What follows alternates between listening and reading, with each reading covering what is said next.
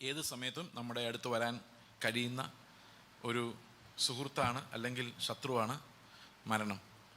ചിലർക്ക് സുഹൃത്തും ചിലർക്ക് ശത്രുവുമാണ്. പക്ഷേ നമ്മുടെ എല്ലാവരുടെയും ഉള്ളിൽ അത് എത്രയും അകന്നു പോയാൽ അത്രയും നല്ലത് എന്ന് ചിന്തിക്കുന്നവരാണ് നമ്മളെല്ലാവരും. എന്തുകൊണ്ടാണ് വിശ്വാസി മരിക്കുന്നത്? അല്ലെങ്കിൽ ഒരു മനുഷ്യൻ മരിക്കാനുള്ള റീസൺ എന്താണ്? എന്തുകൊണ്ടാണ് യേശുക്രിസ്തുവിൻ്റെ ക്രൂശിൽ സകല പാപത്തിൻ്റെ ശിക്ഷയും അവസാനിച്ചിട്ടും എന്തുകൊണ്ടാണ് ഈ മരണം നീങ്ങിപ്പോകാത്തത്? നമ്മൾ എന്തുകൊണ്ടാണ് പിന്നെ മരിക്കുന്നത്? പാപത്തിൻ്റെ ശമ്പളമായ മരണം, പാപത്തിൻ്റെ എല്ലാ ശിക്ഷയും കർത്താവ് കാൽവരി ക്രൂശിൽ ഏറ്റുവെങ്കിൽ എന്തുകൊണ്ടാണ് നമ്മൾ പിന്നെയും മരിക്കുന്നത്? അതും മാറ്റപ്പെടേണ്ടതല്ലായിരുന്നോ എന്ന് സാധാരണഗതിയിൽ ആളുകൾ ചോദിക്കാറുണ്ട്. അതിൻ്റെ ഉത്തരമാണ് നമ്മൾ രാവിലെ കണ്ടത്. നമുക്ക് മരണമുണ്ടാകുന്നത് പാപത്തിൻ്റെ ശിക്ഷയായിട്ടല്ല. പാപത്തിൻ്റെ യാതൊരു ശിക്ഷാവിധിയും നമ്മൾ അനുഭവിക്കുന്നില്ല. പാപത്തിൻ്റെ ശിക്ഷ എല്ലാം കർത്താവ് തന്നെയാണ് ഏറ്റത്. അവൻ്റെ രക്തം സകല പാപവും പോക്കി നമ്മെ ശുദ്ധീകരിക്കുന്നു. ആ നിയമരക്തത്തിന് കീഴിലുള്ളവർക്ക് യാതൊരുവിധ ശിക്ഷാവിധിയും ഇല്ല. യേശുക്രിസ്തുവിലുള്ളവർക്ക് യാതൊരുവിധ ശിക്ഷാവിധിയുമില്ല. നാം ജീവനിലേക്ക് പ്രവേശിച്ചിരിക്കുന്നു എന്ന് നമുക്ക് മനസ്സിലാക്കാം. ഓക്കെ, അപ്പോൾ പിന്നെ എന്തിനാണ് നമ്മൾ മരിക്കുന്നതെന്ന് ചോദിച്ചു കഴിഞ്ഞാൽ അതിൻ്റെ അർത്ഥം, അതിൻ്റെ കാരണം, ഈ 2-3 കാരണങ്ങളാണ് നമ്മൾ രാവിലെ കണ്ടത്. ഒന്ന്, വീണ്ടെടുപ്പ് എന്ന് പറയുന്നത് വളരെ സാവധാനമാണ് അതിൻ്റെ ബെനഫിറ്റ്സ്, അതിൻ്റെ ഗുണങ്ങൾ നമ്മളിലേക്ക് ക്രെഡിറ്റ് ആകുന്നത്. ആത്മരക്ഷ, ദേഹിയുടെ രക്ഷ, അങ്ങനെ അവസാനമാണ് ദേഹത്തിൻ്റെ രക്ഷ നമുക്ക് ക്രെഡിറ്റ് ആകുന്നത്. അതാണ് ഒരു റീസൺ. അപ്പോൾ കുറച്ച് കാലവും കൂടെ ഈ ശരീരം, ദുർബലമായ മാനുഷികമായ മർത്യമായ ഈ ശരീരം ഉണ്ടാകേണ്ടത് ആവശ്യമാണ്. അതിൻ്റെ വിശദമായ കാര്യങ്ങൾ നമുക്ക് പിന്നീട് ചിന്തിക്കാം. രണ്ടാമത്തെ കാര്യം, ഈ ഭൂമിയിൽ സ്വാഭാവികമായി വരുന്ന തളർച്ചകൾ അല്ലെങ്കിൽ ഡീകേ, ഭൂമിയിലുള്ള എല്ലാ വസ്തുക്കൾക്കും ഒരു ഒരു ഒരു അപചയം സംഭവിച്ചുകൊണ്ടിരിക്കും. ഭൂമിയിലുള്ള ഒന്നിനും ശാശ്വതമായി നിലനിൽക്കാൻ കഴിയില്ല. അപ്പോൾ ഭൂമിയിൽ പലതരം ഈ ശാപഗ്രസ്തമായ ഭൂമിയിൽ നീതിമാന്മാരും നീതി കെട്ടവരും എല്ലാം ജീവിക്കുന്ന ഈ ഭൂമിയിൽ ഇപ്പോഴും ആ ഭൂമിയുടെ വീണ്ടെടുപ്പ് നടക്കാത്തത് കൊണ്ട് ഇവിടെ സുനാമിയും ഭൂകമ്പവും ഒക്കെ ഇങ്ങനെ വൈറസുകളും ഒക്കെ ഇങ്ങനെ പെരുകിക്കൊണ്ടിരിക്കും. അങ്ങനെ ഒരു ഭൂമിയിൽ ജീവിക്കുന്നത് കാരണം കൊണ്ടും കൂടിയാണ് നമ്മൾ മരിക്കുന്നത്. ഓക്കെ, ആ മരണം എന്ന് പറയുന്നത് ഇവിടെ സ്വാഭാവികമായി ഏത് ജീവിക്കും ഉണ്ടാകുന്ന ആ മരണമാണ് നമ്മളും അനുഭവിക്കുന്നത്. ഓക്കെ, മൂന്നാമത് നമ്മൾ കണ്ടത്, നമുക്ക് ഈ മരണമില്ലെങ്കിൽ നമ്മളെ നല്ലവരാക്കുവാനോ ഏത് മനുഷ്യനെയും ഒരു അനന്തകാലം ജീവിക്കുമെന്ന് വന്നു കഴിഞ്ഞാൽ അവൻ ഭയങ്കര ധൈര്യമുള്ളവനും എന്ത് വൃത്തികേട് ചെയ്യുവാനും ധൈര്യമുള്ളവനായിട്ട് മാറും. അതുകൊണ്ട് എറ്റേണലായിട്ട് ജീവിക്കാമെന്ന് വന്നു കഴിഞ്ഞാൽ ആരും മര്യാദയ്ക്ക് ജീവിക്കാൻ സാധ്യതയില്ല. കാരണം എല്ലാവരെയും നയിക്കുന്ന അവരവരുടെ സുഖമാണ്. അതിനെ എതിർക്കുന്നതിനെ ഉന്മൂലനം ചെയ്യാനും തോൽപ്പിക്കാനുമാണ് അവൻ ശ്രമിക്കുന്നത്. അതുകൊണ്ട് മനുഷ്യരെ നീതീകരിക്കുവാൻ ഈ മരണം എന്ന ഒരു റിയാലിറ്റി മുമ്പിൽ വരേണ്ടത് ആവശ്യമാണ് എന്ന് നമ്മൾ രാവിലെ കണ്ടു. മരണമേ നിൻ്റെ ജയം എവിടെ, മരണമേ നിൻ്റെ വിഷമുള്ള എവിടെ, ഇത് അന്ത്യകാലത്ത് കർത്താവ് മഹത്വത്തിൽ വരുമ്പോഴാണ് നമ്മൾ പാടുന്നത്. അതുവരെയും ഒടുക്കത്തെ ശത്രുവായ മരണം നീങ്ങിപ്പോകുന്നത് വരെയും കർത്താവിൻ്റെ വരവിൽ അത് സംഭവിക്കുന്നത് വരെയും നമ്മൾ വിവിധങ്ങളായ കഷ്ടങ്ങളിലൂടെ ദൈവരാജ്യത്തിൽ പ്രവേശിക്കേണ്ടതാകുന്നു. അതിനിടയിൽ മരണം എന്ന അവസാനത്തെ ശത്രു നീങ്ങിപ്പോകുന്നത് വരെയും ഈ മരണം നമുക്ക് യാഥാർത്ഥ്യമാണ്. പിന്നെ നമ്മൾ കണ്ടൊരു പ്രധാനപ്പെട്ട കാരണം മരണം എന്താണ് എന്നുള്ളതാണ്. എന്താണ് മരണം? മരണം is A fragmentation of the person of A human being, അല്ലെങ്കിൽ ഒരു മനുഷ്യ വ്യക്തിത്വത്തിൻ്റെ ഫ്രാഗ്മെൻറ്റേഷനാണ്. അതായത് ആത്മാവും ദേഹവും 3ആയിട്ട് പിരിയുന്നതിനെയാണ് മരണം എന്ന് പറയുന്നത്. ആത്മാവ് പിരിഞ്ഞു പോയാൽ അതിനെ നമ്മൾ ജീവൻ പോയി എന്നും, ശരീരം പിരിഞ്ഞാൽ അതിനെ നമ്മൾ പ്രാണൻ പോയി എന്നാണ് പറയുന്നത്. ഒന്നുകൂടെ പറയാം. ആത്മാവ് നിഷ്ഫലമായാൽ അതിന് നമ്മൾ പറയുന്നത് ജീവൻ പോയി. അതാണ് ആദമിന് സംഭവിച്ചത്. അവന് ജീവൻ നഷ്ടപ്പെട്ടു, പ്രാണനുണ്ടായിരുന്നു. നീ മരിക്കും എന്ന് കർത്താവ് പറയുമ്പോൾ അവൻ്റെ ആത്മാവാണ് അവിടെ സെപ്പറേറ്റ് ആയത്. എന്നാൽ നമ്മളിവിടെ മരിക്കുമെന്ന് പറയുമ്പോൾ നമ്മുടെ ശരീരവും സെപ്പറേറ്റ് ആകുന്നതിനെക്കുറിച്ചാണ് നമ്മൾ മരണമെന്ന് പറയുന്നത്. അപ്പോൾ ശാരീരിക മരണത്തിൽ ശരീരം സെപ്പറേറ്റ് ആവുകയും, ഈ ദേഹി എന്ന് പറയുന്നതാണ് ഞാൻ, എന്നിൽ നിന്ന് ആത്മാവ് സെപ്പറേറ്റ് ആകുമ്പോൾ അത് ആത്മീക മരണവും, ശരീരം സെപ്പറേറ്റ് ആകുമ്പോൾ അത് ശാരീരിക മരണവുമാണ്. ഓക്കെ, അപ്പോൾ ആത്മീക മരണം സംഭവിച്ചിട്ട് അതിൽ വീണ്ടെടുപ്പ് നടന്നില്ലെങ്കിൽ നമുക്ക് പിന്നീട് പതുക്കെ എന്ത് സംഭവിക്കും? ശാരീരിക മരണവും സംഭവിക്കും. കാരണം ആത്മാവിന് മാത്രമേ നമ്മളെ ജീവിപ്പിക്കാനും ഒന്നിപ്പിക്കാനും സാധിക്കുകയുള്ളൂ. അപ്പോൾ ശാരീരിക മരണമെന്ന് പറയുന്നത് നമ്മുടെ എല്ലാം മുമ്പിൽ വന്ന് നിൽപ്പുണ്ട്. എന്നാൽ ഇതിൻ്റെ തുടക്കമെന്ന് പറയുന്നത് ആത്മീക മരണമായിരുന്നു. ആത്മീക മരണം എന്ന് പറഞ്ഞു കഴിഞ്ഞാൽ പാപസംബന്ധമായ മരണം, അതായത് ആത്മാവ് സെപ്പറേറ്റായി പോകുന്ന മരണം. ആ ഒരു മരണമാണ് പാപത്തിൻ്റെ ശിക്ഷ. മറ്റതെല്ലാം പാപത്തിൻ്റെ ഫലമാണ്. മനസ്സിലാവുന്നുണ്ടോ? നീ ഇത് കഴിച്ചാൽ നീ മരിക്കുമെന്ന് പറയുന്ന പാപത്തിൻ്റെ ശിക്ഷ എന്ന് പറയുന്ന ആത്മമരണവും, നമുക്ക് വരുന്ന രോഗങ്ങളും പ്രയാസങ്ങളും ഇതെല്ലാം പാപം എന്ന സംഗതി ഉള്ളതിൻ്റെ ഫലവുമാണ്. ശിക്ഷ നമുക്ക് നീങ്ങി, എന്നാൽ ഈ പാപത്തിൻ്റെ ഫലം ഇപ്പോഴും നമ്മുടെ ചുറ്റും കാണുന്നുണ്ട്. ഒരു എക്സാമ്പിൾ പറഞ്ഞാൽ, ഒരുത്തനെ ഒരു തല്ല് തല്ലിയാൽ, ആ തല്ലിക്കഴിഞ്ഞാൽ അവൻ്റെ പല്ല് പോയി, പക്ഷേ എൻ്റെ പാപത്തിൻ്റെ ശിക്ഷ തീർന്നു. ഞാൻ അവനോട് ക്ഷമ പറഞ്ഞു, അവൻ എന്നോടും സോറി പറഞ്ഞു, സാരമില്ല എന്ന് പറഞ്ഞ് ഞങ്ങൾ സെറ്റിൽമെൻ്റായി. പക്ഷേ ഈ പോയ പല്ല് അതങ്ങനെ തന്നെ ഇരിക്കും. അതിനാണ് നമ്മൾ പാപത്തിൻ്റെ ഫലം എന്ന് പറയുന്നത്. അപ്പോൾ തല്ലിയതിൻ്റെ ഫലമായ പല്ല് തിരിച്ചു വരുന്നില്ല. ഞാൻ സോറി പറഞ്ഞു കഴിഞ്ഞാൽ ഉടനെ പല്ല് പിന്നെ സ്റ്റാർട്ടാവോ? ഇല്ല, അതുപോയി. അപ്പോൾ ഈ പാപം ചെയ്ത ഈ ഭൂമി അതങ്ങനെ തന്നെ കിടക്കുമ്പോൾ തന്നെ നമ്മുടെ പാപത്തിൻ്റെ ശിക്ഷ നമ്മൾ അനുഭവിക്കുന്നില്ല, ആ ശിക്ഷ ഇല്ലാതായി പോയി എന്നാണ് വേദോസ് നമ്മളെ പഠിപ്പിക്കുന്നത്. അപ്പോൾ നമ്മുടെ മരണം എന്ന് പറയുന്നത് എന്തല്ല? പാപത്തിൻ്റെ ശിക്ഷയായിട്ടല്ല. നമ്മൾ പലപ്പോഴും പറയുന്നുണ്ട്. അപ്പോൾ ഒരു പ്രധാനപ്പെട്ട ചോദ്യം വരുന്നു. 1 കൊരിന്ത്യർ ലേഖനം 11-ാം അധ്യായത്തിൻ്റെ 1 കൊരിന്ത്യർ ലേഖനം 11-ാം അധ്യായത്തിൻ്റെ 30-ാം വാക്യം ഒന്ന് വായിക്കാമാരെങ്കിലും. ഇത് ഹേതുവായി നിങ്ങളിൽ പലരും ബലഹീനരും രോഗികളുമാകുന്നു, അനേകർ നിദ്ര കൊള്ളുന്നു. വിധിക്കപ്പെടുകയില്ല. അപ്പം നമ്മളെ തന്നെ വിധിച്ചാൽ നമ്മൾ വിധിക്കപ്പെടുകയില്ല. അപ്പോൾ ഇവിടെ പറഞ്ഞിരിക്കുന്നത് എന്താ?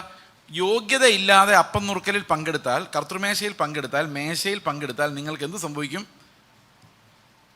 തനിക്ക് തന്നെ ശിക്ഷാവിധി തിന്നുകയും കുടിക്കുകയും ചെയ്യുന്നു. അപ്പോൾ ശിക്ഷയുണ്ടോ പാപത്തിന്? അപ്പോൾ തനിക്ക് തന്നെ ശിക്ഷാവിധി തിന്നുകയും കുടിക്കുകയും ചെയ്യുന്നു എന്ന് പറഞ്ഞാലും ഈ മരിക്കുന്നു എന്നുള്ള കാരണം വരുമ്പോൾ അത് ശിക്ഷയായിട്ടല്ല അവിടെ പറഞ്ഞിരിക്കുന്നത്. ഒന്ന് വായിച്ചു നോക്കിയാൽ ശിക്ഷയായിട്ടാണോ പറഞ്ഞിരിക്കുന്നത്? നോക്കി, പലരും നിദ്ര കൊള്ളുന്നു. അടുത്ത വാക്യം. അപ്പോൾ നമ്മളെ തന്നെ വിധിച്ചാൽ എന്ത് സംഭവിക്കില്ല? നമ്മൾ വിധിക്കപ്പെടുകയില്ല, അല്ലേ? നമ്മളെ തന്നെ വിധിച്ചാൽ നമ്മൾ മരിക്കില്ല. നമ്മളെ തന്നെ വിധിച്ചാൽ നമുക്ക് രോഗം വരില്ല. നമ്മളെ തന്നെ വിധിച്ചാൽ നമുക്ക് വിധി ഉണ്ടാവില്ല. ഇനി നമ്മളെ വിധിക്കാതെ നമ്മൾ കഴിച്ചു, നമുക്ക് വിധി ഉണ്ടായാൽ, നമ്മൾ വിധിക്കപ്പെട്ടാൽ, അടുത്ത വാക്യം, വിധിക്കപ്പെടുകയില്ല. വിധിക്കപ്പെടുന്നുവെങ്കിലോ ശിക്ഷാവിധിയിൽ അകപ്പെടാതിരിക്കേണ്ടതിന് കർത്താവ് നമ്മെ ബാലശിക്ഷ കഴിക്കുകയാകുന്നു. കണ്ടോ? അപ്പം മരണം എന്തിനുള്ള പരിപാടിയായിട്ട് അവിടെ പറഞ്ഞേക്കുന്നത്? പിള്ളേർക്ക് കൊടുക്കുന്ന ബാലശിക്ഷയായിട്ടാണ് അവിടെ മരണത്തെക്കുറിച്ച് പറഞ്ഞിരിക്കുന്നത്. പാപത്തിൻ്റെ ശിക്ഷയായിട്ടല്ല, ഡിസിപ്ലിനിങ് ആയിട്ടാണ്. അതായത് പാപത്തിൻ്റെ ശിക്ഷയായ മരണവും ബാലശിക്ഷയായ മരണവും തമ്മിലുള്ള വ്യത്യാസം എന്താണ്? ബാലശിക്ഷയായ മരണം എന്ന് പറയുന്ന ഒരു നന്മ ഉണ്ടാക്കാൻ വേണ്ടിയാണ്. എന്താണ് നന്മ?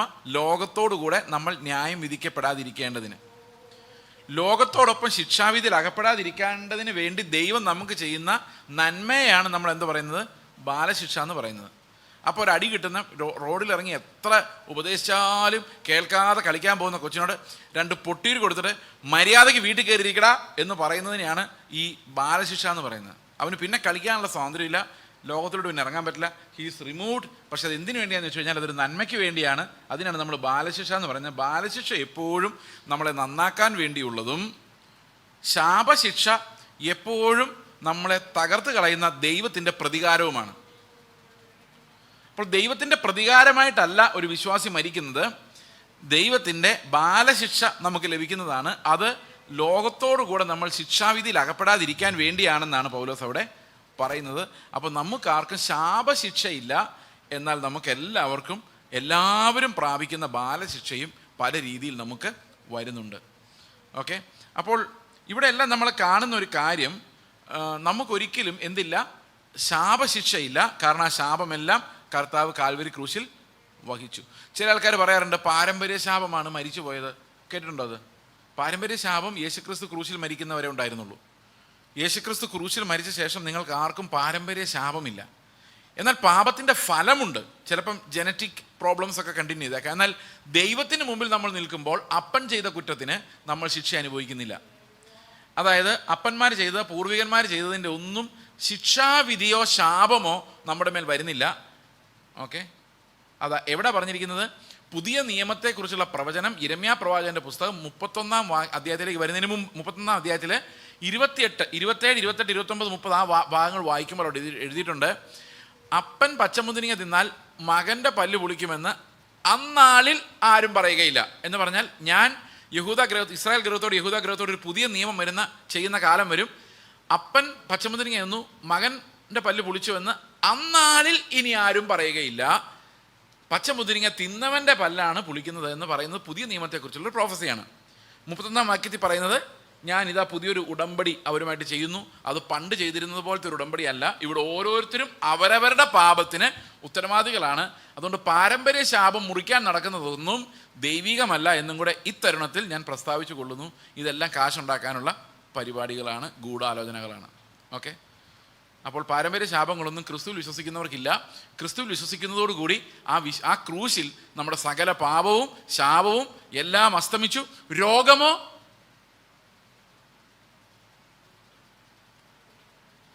അസ്തമിച്ചോ? മരണം, രോഗം അസ്തമിച്ചു. പക്ഷേ അത് നമ്മുടെ ശാരീരികമായി വീണ്ടെടുപ്പ് നടക്കാത്തത് കൊണ്ട് നമുക്കത് പതുക്കെ പതുക്കെയാണ് ആ നന്മകളെല്ലാം ക്രെഡിറ്റ് ആകുന്നത്. നമ്മൾ സ്വർഗത്തിൽ ചെല്ലുമ്പോൾ, നമുക്ക് പറുദീസയിൽ ചെല്ലുമ്പോൾ നമുക്ക് ഒരു രോഗവുമില്ല, അല്ലേ? അവിടെ ഒരു രോഗമില്ലല്ലോ. അവിടെ ഒരു രോഗവുമില്ല. എന്തുകൊണ്ടാണ് രോഗമില്ലാത്തത്? കർത്താവ് ഇവിടെ മരിച്ചപ്പോൾ നമ്മുടെ രോഗം മാറിയതാണ്. പക്ഷേ തേജസ്കരിക്കപ്പെട്ട ശരീരം കിട്ടുന്നത് വരെയും നമ്മൾ ഈ ലോകത്തുള്ളതെല്ലാം അനുഭവിക്കേണ്ടി വരും. അപ്പോൾ രോഗത്തിൻ്റെ വീണ്ടെടുപ്പ് എവിടെയുണ്ട്? കർത്താവിൻ്റെ ക്രൂശിലുണ്ട്. പക്ഷേ ശാരീരികമായി വീണ്ടെടുപ്പ് നടക്കുന്നത് വരെയും നമ്മൾ എന്തെങ്കിലും രോഗങ്ങളൊക്കെ നമുക്ക് വന്നുകൊണ്ടിരിക്കും. ഒന്ന് മാറുമ്പോൾ അടുത്ത് വരും. കുറേ നാളൊക്കെ നമ്മൾ രോഗമില്ലാതിരിക്കും, എന്നാലും നമുക്കും രോഗം വരും, എല്ലാവർക്കും വരും. അങ്ങനെയാണ് ഈ ലോകത്തിൽ കർത്താവ് നമ്മളെ ആക്കി വെച്ചിരിക്കുന്നത്. ഇത് വളരെ മോശമായൊരു ലോകം. ഇവിടെ നമുക്ക് രോഗവും വരുന്നില്ല, ദുഃഖവും വരുന്നില്ല, പ്രയാസവും വരുന്നില്ല, സങ്കടവും വരുന്നില്ല, മരണവും ഇല്ലെങ്കിൽ നമ്മൾ ഇവിടെ വിട്ടു പോവോ? സ്വർഗം വരാൻ വേണ്ടി ആഗ്രഹിക്കുമോ? നമ്മളിവിടെ കറങ്ങിയടിച്ച് നടക്കത്തേ ഉള്ളൂ. പക്ഷെ കർത്താവ് പറയുന്നത് നമ്മൾ സ്വർഗത്തിന് വേണ്ടി ഞരങ്ങണം. അത് ഞരങ്ങണമെങ്കിൽ നമ്മുടെ ചുറ്റും നോക്കുമ്പം നമ്മൾ ഒരു നന്മയും കാണാൻ പാടില്ല. ഇവിടെ എല്ലാം നശിച്ചു പോകുന്ന കാര്യങ്ങൾ മാത്രമേ കാണാൻ പാടുള്ളൂ. ഇന്ന് രാവിലെ ഞങ്ങളുടെ ചർച്ചിലെ ഒരു ബൈബിൾ ഡിസ്കഷനുണ്ട് എല്ലാ ദിവസവും രാവിലെ, എല്ലാ ദിവസവും അല്ല, ചൊവ്വയും വെള്ളിയും. അപ്പോൾ സൂമിൽ ചോദ്യങ്ങൾ ചോദിക്കാനുള്ള സെഷനാണ്. അപ്പം ഇന്ന് ചോദിച്ചപ്പോൾ പറഞ്ഞു, നമുക്ക് പെട്ടെന്നായിരിക്കും ഗവൺമെൻറ്റൊക്കെ നമ്മുടെ സ്വാതന്ത്ര്യം എടുത്ത് മാറ്റുന്നത്, പെട്ടെന്നായിരിക്കും നമുക്കെതിരെ സമൂഹം തിരിയുന്നത്. അത് വളരെ പെട്ടെന്ന് അന്ത്യകാലമാകുമ്പം വരും. ഇന്ന് രാവിലെ പറഞ്ഞുള്ളൂ, ഉച്ചയായപ്പോൾ ആ കോടതി വിധി വന്നിരിക്കുന്നു.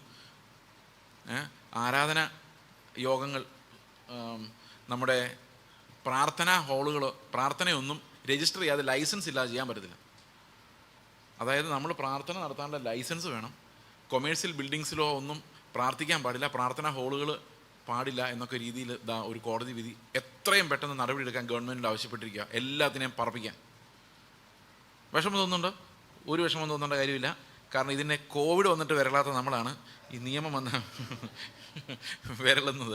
കാരണം നമ്മളിതെല്ലാം കരുതിയിരിക്കണം. ഈ ഗവൺമെൻറ്റും ഈ നാടും എല്ലാം നമ്മളെ മനുഷ്യരല്ല എന്ന് വിചാരിച്ച് തല്ലിക്കൊല്ലുന്ന ഒരു കാലം വരും. അന്ന് അങ്ങോട്ടും ഇങ്ങോട്ടും ഓടി ചെല്ലുമ്പോൾ ഒരു ഗ്ലാസ് വെള്ളം നമുക്ക് തരുന്നവൻ പോലും ദൈവത്തിൻ്റെ സന്നിധിയിൽ പ്രതിഫലം വാങ്ങിക്കുന്നൊരു പ്രവാചകനായിരിക്കും. അത്രയും വലിയ കഷ്ടത്തിലേക്ക് നമ്മൾ വന്നുകൂടാന്നില്ല. ഏത് രാജ്യത്തും അത് വരാം. ചൈനയിൽ അത് വന്നിട്ടുണ്ട്, ഇപ്പോഴും ഉണ്ട്. പലപ്പോഴും ഏറ്റവും കൂടുതൽ ക്രിസ്ത്യാനിറ്റി ഉപദ്രവിച്ചിട്ടുള്ളത് മറ്റു മതക്കാരല്ല, കമ്മ്യൂണിസ്റ്റുകാരാണ് എല്ലായിടത്തും. കേരളത്തിൽ പിന്നെ കുറച്ച് മതസ്വാതന്ത്ര്യം ഉള്ളതുകൊണ്ടാണ്. ചൈന ആയാലും റഷ്യ ആയാലും ഈസ്റ്റേൺ യൂറോപ്പ് ആയാലും എവിടെയെല്ലാം ഈ നിരീശ്വരവാദം വളർന്നിട്ടുണ്ടോ അവിടെയെല്ലാം സഭയ്ക്കെതിരെയാണ് അവർ തിരിഞ്ഞിട്ടുള്ളത്, ദൈവത്തിനെതിരെയാണ് അവർ തിരിഞ്ഞിട്ടുള്ളത്. ഇവിടെ മാത്രം നമുക്ക് അങ്ങനെയുള്ളൊരു സ്വാതന്ത്ര്യം ലഭിച്ചത് ഇത്രയും നാളും. ഇനി ഇതെങ്ങനെയാകും എന്നുള്ള കാര്യം അറിയത്തില്ല. അപ്പോൾ ഇതെങ്ങനെ ആയാലും കുഴപ്പമില്ല. ആരും വെളിയിലിറങ്ങണ്ടെന്ന് പറഞ്ഞപ്പോൾ പോലും നമുക്കൊരു മുടക്കവും വന്നില്ല. ദൈവം നമ്മളെ നടത്തി. ഓക്കെ, ഇനി അറ്റ്ലീസ്റ്റ് വെളിയിലിറങ്ങുമെങ്കിലും ചെയ്യാമല്ലോ. ഓക്കെ, അപ്പോൾ നമുക്ക് നമ്മുടെ സഹോദരങ്ങളെ കാണുമെങ്കിലും ചെയ്യാമല്ലോ. അപ്പോൾ ഓരോ ദിവസം ചെല്ലുന്തോറും ഈ ലോകം മോറലി നശിച്ചുകൊണ്ടിരിക്കുകയാണ്. അതുപോലെ തന്നെ ആത്മീകമായിട്ടും നമ്മുടെ സ്വാതന്ത്ര്യങ്ങൾ എടുത്തു മാറ്റപ്പെട്ടുകൊണ്ടിരിക്കുകയാണ്. നമ്മൾ വളരെ വേഗം അന്ത്യകാലത്തോട്ട് വന്നുകൊണ്ടിരിക്കുക. നമ്മൾ ഒരിക്കലും പ്രതീക്ഷിക്കാത്ത കാര്യമാണ് കേരളത്തിൽ ഇങ്ങനെ സംഭവിക്കുന്നത് പറയുന്നത്.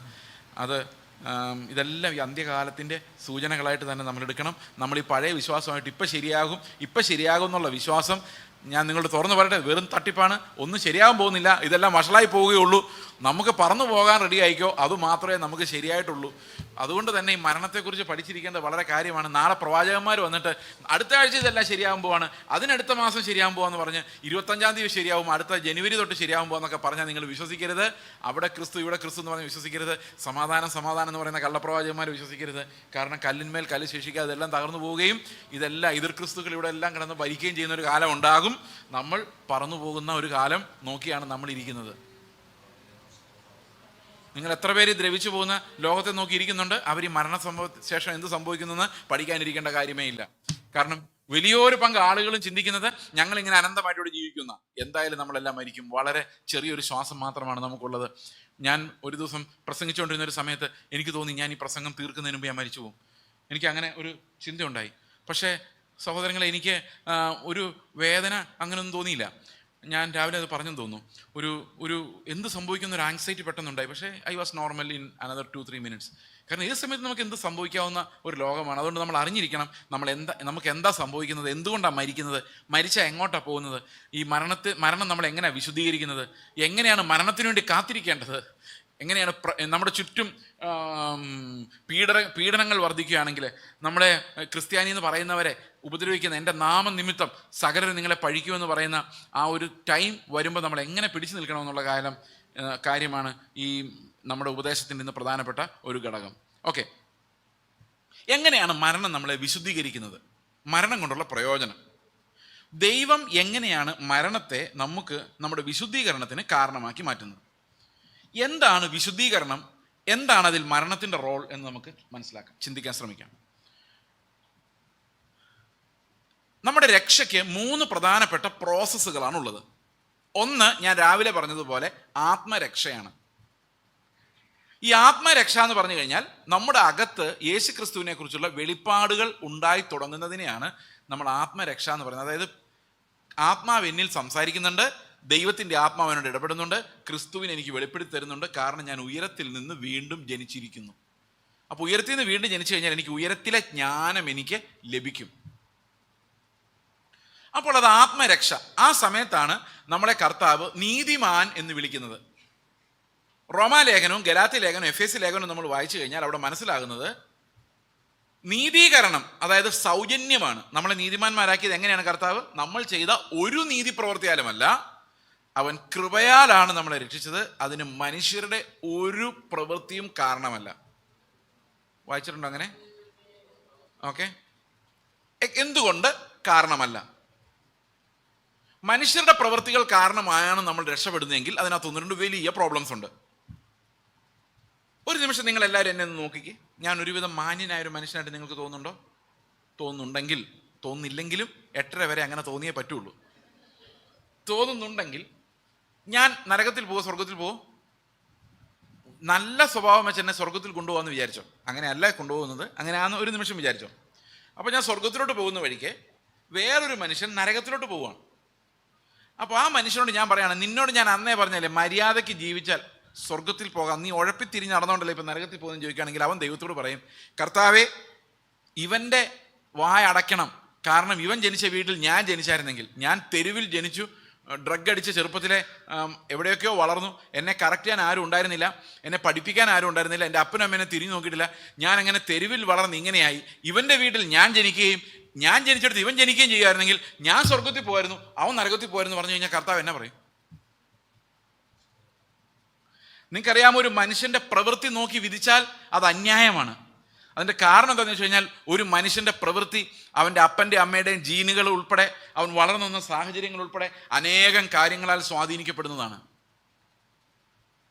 ശരിയാണോ? ആണോ അല്ലയോ? ഞാനിപ്പോൾ പാകിസ്ഥാനിലായിരുന്നു ജനിച്ചിരുന്നെങ്കിൽ ഞാൻ ഇങ്ങനെയൊന്നുമല്ല ചിന്തിക്കുന്നത്. ഞാൻ വേറെ ഏതെങ്കിലും ഒരു മതത്തിലാണ് ജനിച്ചിരുന്നെങ്കിൽ ഞാൻ എങ്ങനെ ബോംബ് കെട്ടാമെന്നായിരുന്നു ഞാൻ ആലോചിക്കുന്നത്. ദൈവത്തിൻ്റെ കൃപയാൽ അപ്പോൾ എൻ്റെ പ്രവൃത്തി എന്ന് പറഞ്ഞു കഴിഞ്ഞാൽ അത് ഓരോ സാഹചര്യത്തിൽ ഞാൻ എവിടെ ജീവിക്കുന്നോ, എൻ്റെ പേരൻസ് എങ്ങനെ എന്നോട് ചെറുപ്പത്തിൽ പെരുമാറിയോ, ഒന്നും പറയണ്ട. ഒരു ചർച്ചിലേക്ക് ചെന്ന് ഒരു പയ്യൻ ചെന്ന് കയറുമ്പം പാസ്റ്റർ സ്വാഗതം ചെയ്തെങ്കിൽ അയാൾ രക്ഷപ്പെട്ടു. തള്ളിക്കളഞ്ഞ് പോടാന്ന് പറഞ്ഞ് വിട്ടാൽ അവൻ നശിച്ചു പോയി. അപ്പോൾ അവിടെ ചെന്നാലും രണ്ടുപേർക്ക് രണ്ട് സ്വീകരണ കിട്ടിയത് അല്ലേ? അപ്പോൾ അതുകൊണ്ടല്ലേ അവനൊരുത്തൻ പാപം ചെയ്തത്. അപ്പോൾ അവൻ പറയുക, അവനെ അവർ വെൽക്കം ചെയ്തു, നല്ലപോലെ ഉപദേശിച്ചു, അവൻ രക്ഷപ്പെട്ടു. എന്നെ ആരും വെൽക്കം ചെയ്തില്ല, എന്നെ ആരും ഉപദേശിച്ചില്ല. അപ്പം മനുഷ്യൻ്റെ പ്രവൃത്തി വെച്ച് രക്ഷ വെച്ച് കഴിഞ്ഞാൽ ദൈവം നീതി ആയിരിക്കുമോ ചെയ്യുന്നത്? ആയിരിക്കുമോ? നിങ്ങളൊന്ന് പറഞ്ഞേ. അല്ല. അപ്പം ഈ മനുഷ്യനോട് കർത്താവ് പറയാണ്, ഞാൻ നീതിയായിട്ടേ ചെയ്യുള്ളൂ, നീ നരകത്തിലേ പോവുള്ളൂ. പക്ഷേ ഒന്നും വിചാരിക്കേണ്ട, ഇവനും നരകത്തിലേ പോവുള്ളൂ. കാരണം ഇവൻ നീതിമാനാണെന്ന് വിചാരിക്കുന്നതാ. ദൈവത്തിൻ്റെ ദൃഷ്ടിയിൽ നീതിമാന്മാരില്ല. റോമാലേഖനം 3 പറയുന്നു, നമുക്ക് എന്തെങ്കിലും വിശേഷതയുണ്ടോ? 9 വാക്യം, അശേഷമില്ല. യഹൂദന്മാരും യവനന്മാരും ഒരുപോലെ പാപത്തിൻ കീഴിലാകുന്നുവെന്ന് നാം മുൻപേ തെളിയിച്ചുവല്ലോ. അപ്പൊ എല്ലാവരും ഒരുപോലെ മരണയോഗ്യരാണ്. അപ്പൊ സകലരോടും പറയുകയാണ്, നീതിമാനെന്ന് വിളിക്കുന്ന പരീശനോടും പാപം ചെയ്തു എന്ന് പറയുന്ന ചുങ്കക്കാരനോടും കർത്താവ് പറയാണ്, നീയും പോക്കാണ്, അവനും പോക്കാണ്. വിശ്വസിച്ചാൽ നിന്നെ രക്ഷിക്കും, അവനെ രക്ഷിക്കും. എല്ലാം ഈക്വലാണ്. നിങ്ങളുടെ സാഹചര്യം നോക്കുന്നില്ല, പ്രവൃത്തി നോക്കുന്നില്ല. വിശ്വസിച്ചാൽ നിന്നെ രക്ഷിക്കാം. ഏതാ നീതി? ഏതാ നീതി? വിശ്വാസത്താൽ നീതീകരിക്കുന്നതാണോ നീതി? ദൈവത്തിന്റെ നീതി? അതോ പ്രവൃത്തിയാൽ നീതീകരിക്കുന്നതാണോ നീതി? ഒന്ന് തലയാട്ടിയെങ്കിലും പറഞ്ഞ ഏതാ? വിശ്വാസത്താൽ നീതീകരിക്കുന്നതല്ലേ? അതല്ലേ ദൈവത്തിന്റെ ബുദ്ധി. അപ്പൊ ആർക്ക് വേണമെങ്കിലും രക്ഷപ്പെടാം. അവന്റെ സാഹചര്യം കൊണ്ടാണ് ഞാൻ ഇങ്ങനെ എന്ന് പറയേണ്ട കാര്യമില്ല. വിശ്വസിച്ചാൽ അവനും രക്ഷപ്പെടാം. കാരണം അവനെയും രക്ഷിക്കാൻ കഴിവുള്ള ഒരു ദൈവമാണ് ഈ രക്ഷ നൽകിയിരിക്കുന്നത്. അപ്പം നീതീകരണം എന്ന് പറയുന്നത് തികച്ചും സൗജന്യമായി ദൈവം നമുക്ക് നൽകുന്നതാണ്. വിശ്വസിക്കുന്ന എല്ലാവർക്കും അത് സൗജന്യമാണ്. എന്നാൽ നീതീകരിക്കപ്പെടുമ്പോൾ സംഭവിക്കുന്ന ചില കാര്യങ്ങളുണ്ട്. നമ്മുടെ പാപങ്ങൾ ക്ഷമിക്കപ്പെടുകയും നമ്മെ കർത്താവിന് മുമ്പിൽ നിൽക്കാനുള്ള യോഗ്യത നമുക്ക് അവൻ ദാനമായി നൽകുകയും ചെയ്യുന്നു. ഓക്കെ, ഞാനിത് പറഞ്ഞു വരുമ്പോൾ ഇതിൻ്റെ കൂടെ ഒരു കാര്യം കൂടെ പറയാനുണ്ട്. നിങ്ങൾ പ്രാർത്ഥിച്ചാലാണോ പാസ്റ്റർ പ്രാർത്ഥിച്ചാലാണോ കർത്താവ് പെട്ടെന്ന് കേൾക്കുന്നത്? തുറന്നു പറഞ്ഞോ, പാസ്റ്റർ ഇരിപ്പുണ്ട്, ഒന്നും മൈൻഡ് ചെയ്യണ്ട. ആര് പ്രാർത്ഥിച്ചാലും കണക്കാ.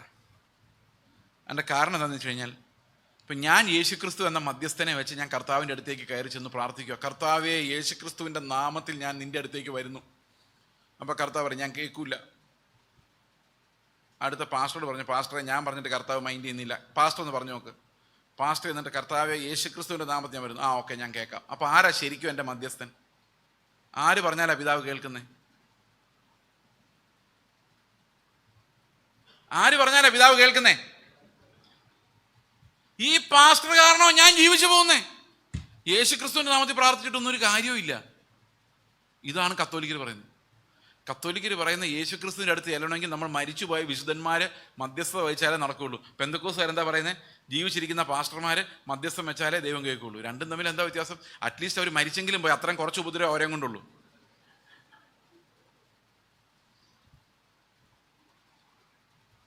ഇവിടെ ഞാൻ പ്രാർത്ഥിച്ച് കാര്യം സാധിക്കാന്ന് പറഞ്ഞ് ഇവർ സമ്പാദിച്ച് ധനവാന്മാർ. അവർ പിന്നെ മരിച്ചു പോയേണ്ട അത്ര ഉപദ്രവം കുറച്ചേ ഉള്ളൂ. സഹോദരങ്ങളെ, പുതിയ നിയമത്തിൽ അങ്ങനൊരു മതമില്ല. ഞാൻ പാസ്റ്ററിന് വേണ്ടി പ്രാർത്ഥിക്കുന്ന പോലെ തന്നെയാണ് പാസ്റ്റർ എനിക്ക് വേണ്ടി പ്രാർത്ഥിക്കുന്നതും. പൗലോസ് അങ്ങനെ തന്നെയാണ് പറഞ്ഞത്, ഞാൻ നിങ്ങൾക്ക് വേണ്ടി പ്രാർത്ഥിക്കുന്ന പോലെ നിങ്ങൾ എനിക്ക് വേണ്ടിയും പ്രാർത്ഥിക്കുവിൻ. കാരണം ഞാൻ ചെന്നാലും അവർ ചെന്നാലും ആര് ചെന്നാലും യേശുക്രിസ്തു എന്ന ഏക മധ്യസ്ഥൻ മാത്രമേ നമുക്കുള്ളൂ.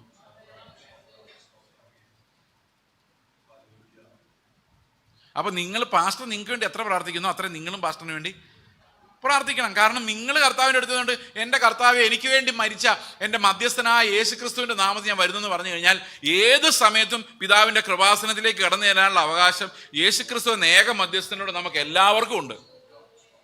പക്ഷേ ഈ ന്യൂ ജനറേഷൻ കൾട്ടുകളിലേക്ക് നോക്കിയാണ്ടല്ലോ, അവരത് തരിയല. അവർ നിങ്ങളുടെ വീട്ടിൽ രാവിലെ അടുപ്പുണ്ടാക്കണമെങ്കിൽ വരെ ഇവർ വന്ന് പ്രാർത്ഥിക്കണം. ഒരു കഞ്ഞി വെക്കണമെങ്കിൽ, ഒരു പാല് കാച്ചണമെങ്കിൽ അവർ വരണം. ഈ പാല് കാച്ചുന്നത് തന്നെ ശരിയല്ല കേട്ടോ. പാല് കാച്ചുക എന്ന് പറഞ്ഞാൽ പെരവാസ്തൂലി എന്നാണ് പറയുന്നത്.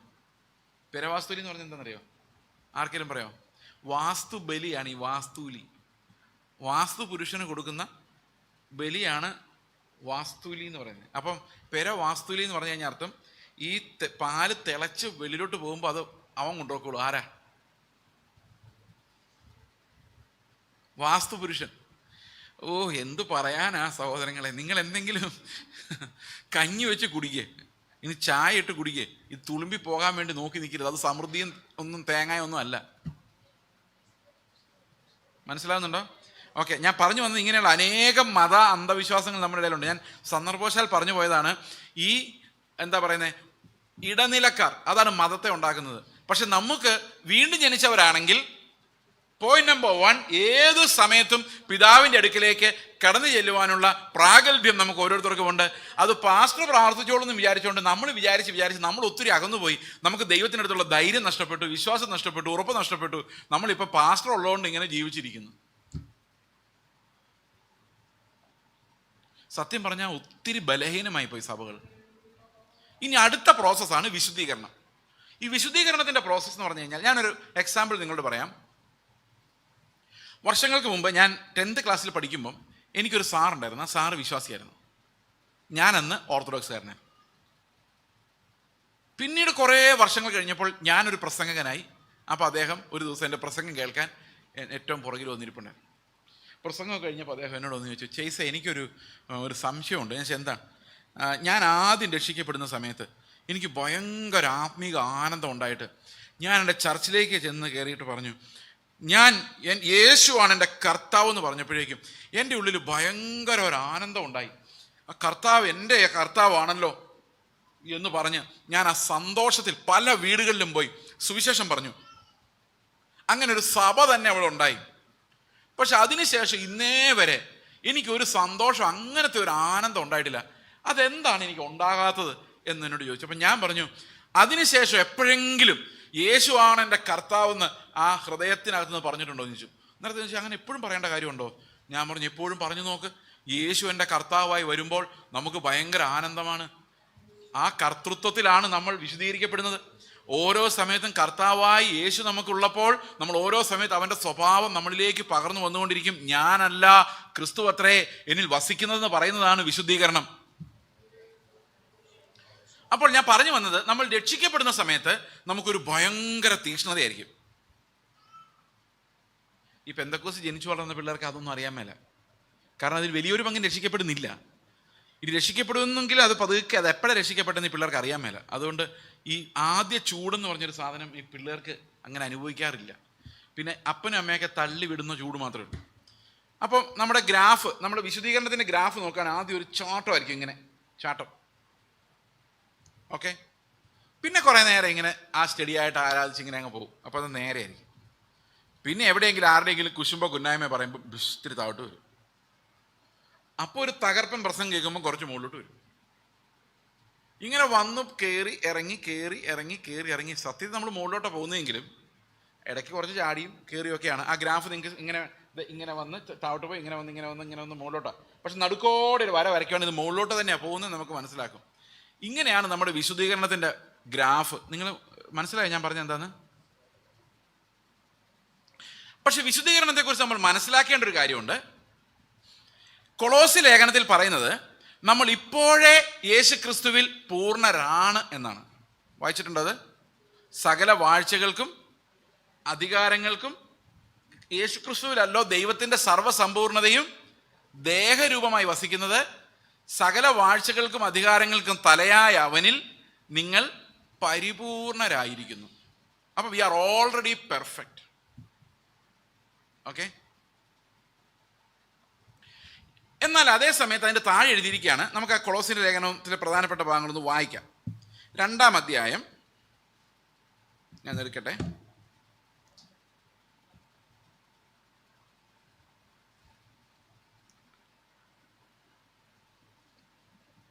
കൊളോസ്യർ 2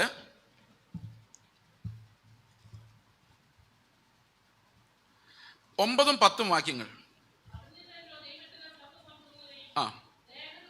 അവനിലല്ലോ ദൈവത്തിന്റെ സർവ്വസമ്പൂർണതയും ദേഹരൂപമായി വസിക്കുന്നത്.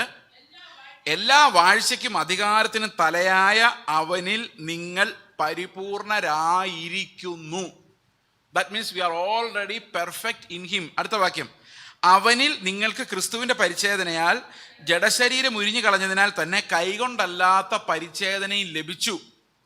സ്നാനത്തിൽ നിങ്ങൾ അവനോട് അടക്കപ്പെടുകയും അവനെ മരിച്ചവരുടെ ഇടയിൽ നിന്ന് ഉയർത്തെഴുന്നേൽപ്പിച്ച ദൈവത്തിൻ്റെ വ്യാപാര ശക്തിയിലുള്ള വിശ്വാസത്താൽ അവനോടുകൂടെ നിങ്ങളും ഉയർത്തെഴുന്നേൽക്കുകയും ചെയ്തു. ഇതെല്ലാം കഴിഞ്ഞു എന്നുള്ളവര്, കഴിഞ്ഞില്ല എന്നുള്ളവര്, എങ്ങനെയായാലും കുഴപ്പമില്ലാത്തവര്. അടുത്തത്, അതിക്രമങ്ങളാലും നിങ്ങളുടെ ജഡത്തിന്റെ അഗ്രചർമ്മത്തിലും മരിച്ചവരായിരുന്ന നിങ്ങളെയും അവൻ അവനോടുകൂടെ ജീവിപ്പിച്ചു. ഇതെല്ലാം കഴിഞ്ഞു എന്നാ അല്ലെ എഴുതിയിരിക്കുന്നത്. അപ്പൊ നമ്മുടെ വിശുദ്ധീകരണം പൂർത്തിയായി, നമ്മൾ പെർഫെക്റ്റ് ആയി. എന്നാൽ എഫേസ്യ ലേഖനം വായിക്കുമ്പോൾ പറയുകയാണ് ഉരിഞ്ഞു കളയുവിൻ. ഇവിടെ എന്താ പറഞ്ഞേക്കുന്നേ? ഉരിഞ്ഞു കളഞ്ഞു. ഇനി ഇത് മുമ്പോട്ട് വായിക്കുമ്പം 3-ാം അധ്യായത്തിലേക്ക് വരുമ്പോൾ നമ്മൾ കാണുന്നത് നോക്കാം. 3-ാം വാക്യം, നിങ്ങൾ മരിച്ചു, നിങ്ങളുടെ ജീവൻ ക്രിസ്തുവിനോട് കൂടെ ദൈവത്തിൽ മറഞ്ഞിരിക്കുന്നു. 1-ാം വാക്യം എന്താ പറയുന്നത്? ആകയാൽ നിങ്ങൾ ക്രിസ്തുവിനോട് കൂടെ ഉയർത്തെഴുന്നേറ്റിരിക്കുന്നുവെങ്കിൽ ക്രിസ്തു ദൈവത്തിന്റെ വലതുഭാഗത്തിരിക്കുന്ന ഇടമായ ഉയരത്തിലുള്ളത് അന്വേഷിക്കണം. അപ്പൊ നിങ്ങൾ ഉയർത്തെഴുന്നേറ്റോ? എന്താ എഴുതിയിരിക്കുന്നേ? ഇവിടെ എന്താ എഴുതിയിരിക്കുന്നത്? നിങ്ങൾ ക്രിസ്തുവിനോട് കൂടെ ഉയർത്തെഴുന്നേറ്റു. 3-ാം വാക്യം എന്താ? നിങ്ങൾ മരിച്ചു, നിങ്ങളുടെ ജീവൻ ക്രിസ്തുവിനോട് കൂടെ ദൈവത്തിൽ മറഞ്ഞിരിക്കുന്നു. അടുത്ത വാക്യം, നമ്മുടെ ജീവനായ ക്രിസ്തു വെളിപ്പെടുമ്പോൾ നിങ്ങളും അവനോട് കൂടെ തേജസ്സിൽ വെളിപ്പെടും. അപ്പം വെളിപ്പെട്ടിട്ടില്ലെങ്കിലും നമ്മൾ അവന്റെ കൂടെ പുനരുത്ഥാനം ചെയ്തിട്ടുണ്ട് എന്ന് കൊളോസി ലേഖനം പറയുന്നു. എത്ര പേർക്ക് വിശ്വാസമുണ്ട്? ഓക്കെ. അപ്പൊ യേശുക്രിസ്തു മരിച്ചപ്പോൾ നമ്മൾ അവന്റെ കൂടെ മരിക്കുകയും യേശുക്രിസ്തു പുനരുത്ഥാനം ചെയ്തപ്പോൾ നമ്മൾ അവന്റെ കൂടെ പുനരുത്ഥാനം ചെയ്യുകയും ചെയ്തെങ്കിലും ഇപ്പോഴും നമ്മൾ ഷാരോൻ ഫെലോഷിപ്പ് മണക്കാലയുടെ ചെയറിലും നിരത്തുമൊക്കെ ആയിട്ട് ഇരിക്കുവാണ്. പക്ഷെ ശരിക്കും നിത്യതയിൽ നോക്കിക്കഴിഞ്ഞാൽ നമ്മൾ എവിടെ ഇരിക്കുന്നത്? സ്വർഗത്തിലാണ്. കാഴ്ചയിൽ നോക്കിക്കഴിഞ്ഞാൽ എവിടെ ഇരിക്കുന്നത്? കാഴ്ചയിൽ നോക്കിക്കഴിഞ്ഞാൽ എവിടെ ഇരിക്കുന്നത്? ഇവിടെയാ. വിശ്വാസത്തിൽ നിന്ന് നോക്കി എവിടെ ഇരിക്കുന്നത്? വിശ്വാസം എന്ന് പറഞ്ഞാൽ എന്തുവാ? ആശിക്കുന്നതിന്റെ ഉറപ്പും. അപ്പൊ കാണാത്ത കാര്യങ്ങൾ എന്തുവാ? ക്രിസ്തുവിന്റെ കൂടെ മരിച്ച് കണ്ണു തുറന്ന് നോക്കി സ്വർഗത്തിൽ ഇരിക്കുന്നു. അത് കാണാത്ത കാര്യമാണോ? മനസ്സിലായോ ഞാൻ പറയുന്നേ? അപ്പൊ നമുക്ക് വിശ്വസിക്കണമെങ്കിൽ എന്ത് വിശ്വസിക്കണം? കാണാത്ത കാര്യങ്ങൾ. എന്താ കാണാത്ത കാര്യം? ഈ വാക്യത്തിൽ എന്താ എഴുതിയിരിക്കുന്നത്? വിശ്വാസത്താൽ അവനോടുകൂടെ ഉയർത്തെഴുന്നേറ്റുന്ന, ബൈ ഫെയ്ത്ത്. അപ്പൊ വിശ്വാസ ജീവിതം എന്ന് പറഞ്ഞാൽ എന്തോ? വിശ്വാസ ജീവിതം എന്ന് പറഞ്ഞാൽ ഞാൻ ക്രിസ്തുവിൻ്റെ കൂടെ മരിച്ചു, ഞാൻ ഈ നാട്ടുകാരനല്ല, ഞാൻ സ്വർഗത്തിലാണ് ഇരിക്കുന്നത്, എനിക്ക് ഈ വക കാര്യങ്ങളിൽ താല്പര്യമില്ല. കാരണം എന്താ? ഞാൻ ഓൾറെഡി മരിച്ചു. ഇതാണ് ഫെയ്ത്ത്. ഫെയ്ത്ത് നമ്മളോട് പറയുന്നത് എന്താ? കാണാത്ത കാര്യങ്ങളുടെ നിശ്ചയം. അപ്പൊ വിശ്വാസം എന്നതോ ആശിക്കുന്നതിൻ്റെ ഉറപ്പും കാണാത്ത കാര്യങ്ങളുടെ. വിശ്വാസം എന്ന് പറഞ്ഞാൽ എന്താന്ന് ഞാൻ ഒരു ചർച്ചിൽ ചെന്നപ്പോൾ അവരോട് ഇങ്ങനെ ഞാൻ പറഞ്ഞു, നിങ്ങളുടെ അവസ്ഥയ്ക്ക് മാറ്റം വരും, നിങ്ങളെ ദേശത്ത് മാനിക്കും, നിങ്ങളുടെ കടഭാരങ്ങളെ മാറ്റും, രോഗങ്ങളെ സൗഖ്യമാക്കും, നിങ്ങളുടെ തലമുറയെ മാനിക്കും, നിങ്ങളുടെ ബിസിനസ്സിനെ ദൈവം അഭിവൃദ്ധിപ്പെടുത്തും, നിങ്ങളെ ആലയത്തിൻ്റെ തൂണാക്കി മാറ്റും. 100% ഉറപ്പുള്ളവരെന്ന് കൈവക്കാൻ പറഞ്ഞു. ആ സഭയിലെ എല്ലാവരും കൈവക്കി. പുറകോട്ട് നോക്കിയപ്പോൾ 2-3 പേര് പാസ്റ്റർമാർ ബാക്കിൽ ഇരിപ്പുണ്ട്, അവരെല്ലാവരും കൈവക്കി. അടുത്ത ചോദ്യം ഇതായിരുന്നു. ഇപ്പം സമയം 7 മണി കഴിഞ്ഞ് 44 മിനിറ്റായി. 7 മണി കഴിഞ്ഞ് 45 മിനിറ്റ് ആകുമ്പോൾ കർത്താവ് വന്നാൽ 100% ഞാൻ അവൻ്റെ കൂടെ പോയിരിക്കും എന്ന് ഉറപ്പുള്ളവർ കൈവക്കാൻ പറഞ്ഞു. ഒരൊറ്റ എണ്ണ എൻ്റെ മുമ്പിൽ കൈവക്കിയിട്ടില്ല. ഞാൻ പുറകോട്ട് നോക്കിയ പാസ്റ്റർമാർ കൈ നല്ലപോലെ താഴ്ത്തി പിടിച്ചിരിക്കുക. അപ്പോൾ ആശിക്കുന്നതെല്ലാം ഉറപ്പാ, പക്ഷെ ആശിക്കുന്നതൊക്കെ ഇവിടെയാ.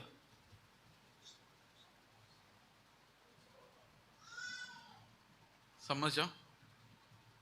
ഇനി കാണാത്ത കാര്യങ്ങൾ. ഈ ഹാളിൽ ഇല്ലാത്ത ഒരു കാര്യം പറഞ്ഞ, ഇല്ലാത്ത ഒരു കാര്യം, ഈ ഹാളിൽ ഇല്ലാത്ത ഒരു കാര്യം പറഞ്ഞേ. A C.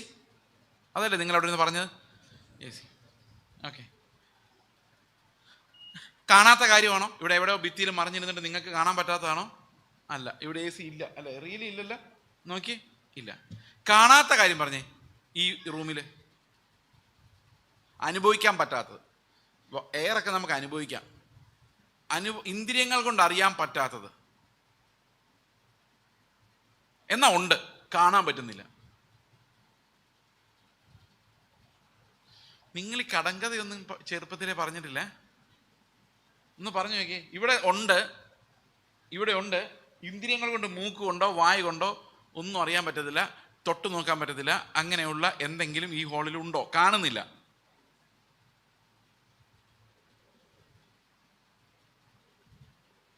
കർത്താവായ യേശു മിശിഹ.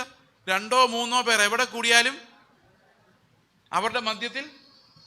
ആ കർത്താവ് ഉള്ളതാണോ അതോ അല്ല ഇല്ലാത്തതാണോ അതോ കാണാത്തതാണോ? പെട്ടെന്ന് പറ. ഇല്ലാത്തതല്ലോ. അപ്പോൾ AC ഇല്ലാത്തതും കർത്താവ് ഉണ്ട് പക്ഷെ കാണാത്തതുമാണ് അല്ലേ? അപ്പോൾ വിശ്വാസം എന്ന് പറയുന്നത് ഇല്ലാത്ത സാധനങ്ങൾ വരുന്നതാണോ അതോ കാണാത്ത കാര്യങ്ങൾ ഉള്ള കാര്യങ്ങൾ കാണുന്നതാണോ? പറ. ഉള്ള കാര്യങ്ങൾ കാണുന്ന. അപ്പോൾ യേശു മരിച്ചപ്പോൾ ഞാനും മരിച്ചു, സ്വർഗത്തിൽ കർത്താവ് പോയപ്പോൾ ഞാനും എൻ്റെ കൂടെ പോയി. ഇതൊന്നും കാണുന്നില്ല, പക്ഷെ ഇതെല്ലാം നിത്യത നോക്കുമ്പം ഉള്ള കാര്യങ്ങളാണ്. അപ്പം ഞാൻ കാണാത്ത കാര്യമാണ് വിശ്വസിക്കുന്നത്, ഇല്ലാത്ത കാര്യമല്ല. സമ്മതിച്ചോ? എത്രയൊക്കെ മനസ്സിലായി ഞാൻ പറഞ്ഞത്? ഓക്കെ. ഇന്ന് വിശ്വാസം എന്നതോ ആശിക്കുന്നതിൻ്റെ ഉറപ്പും കാണാത്ത കാര്യങ്ങളുടെ നിശ്ചയം എന്നുള്ളത് ഈ പ്രോസ്പെരിറ്റി തിയോളജിക്കാരെല്ലാവരുടെ വന്നിട്ട് മോഹിക്കുന്നതിൻ്റെ ഉറപ്പും ഇല്ലാത്ത കാര്യങ്ങളുടെ നിശ്ചയം ആക്കി മാറ്റി. നമ്മൾ അറിഞ്ഞില്ല. നമ്മൾ അതിനെയാണ് ഈ വിശ്വാസം എന്ന് പറഞ്ഞുകൊണ്ട് നടക്കുന്നത്. പക്ഷെ ശരിക്കുമുള്ള വിശ്വാസം കാണാത്ത കാര്യങ്ങളാണ്. ഈ കാണാത്ത കാര്യങ്ങൾ എന്ന് പറഞ്ഞാൽ എന്താണെന്നറിയോ? 2 കൊരിന്ത്യർ ലേഖനം 4:18 പറയുന്നു, ഞങ്ങൾ കാണുന്നതിനെ അല്ല കാണാത്തതിനെ അത്രേ നോക്കിക്കൊണ്ടിരിക്കുന്നു.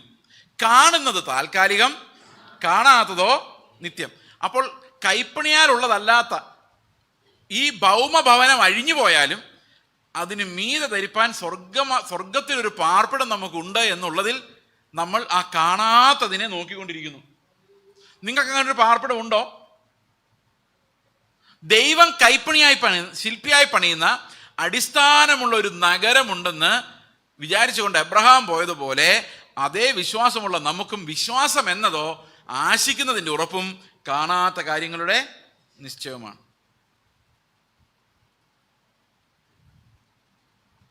അപ്പോൾ ഓരോ ദിവസവും നമ്മളിൽ കർത്താവിൻ്റെ സ്വഭാവം വന്നിങ്ങനെ നിറഞ്ഞു വന്നുകൊണ്ടിരിക്കുന്നതിനെയാണ് നമ്മൾ വിശുദ്ധീകരണം എന്ന് പറയുന്നത്.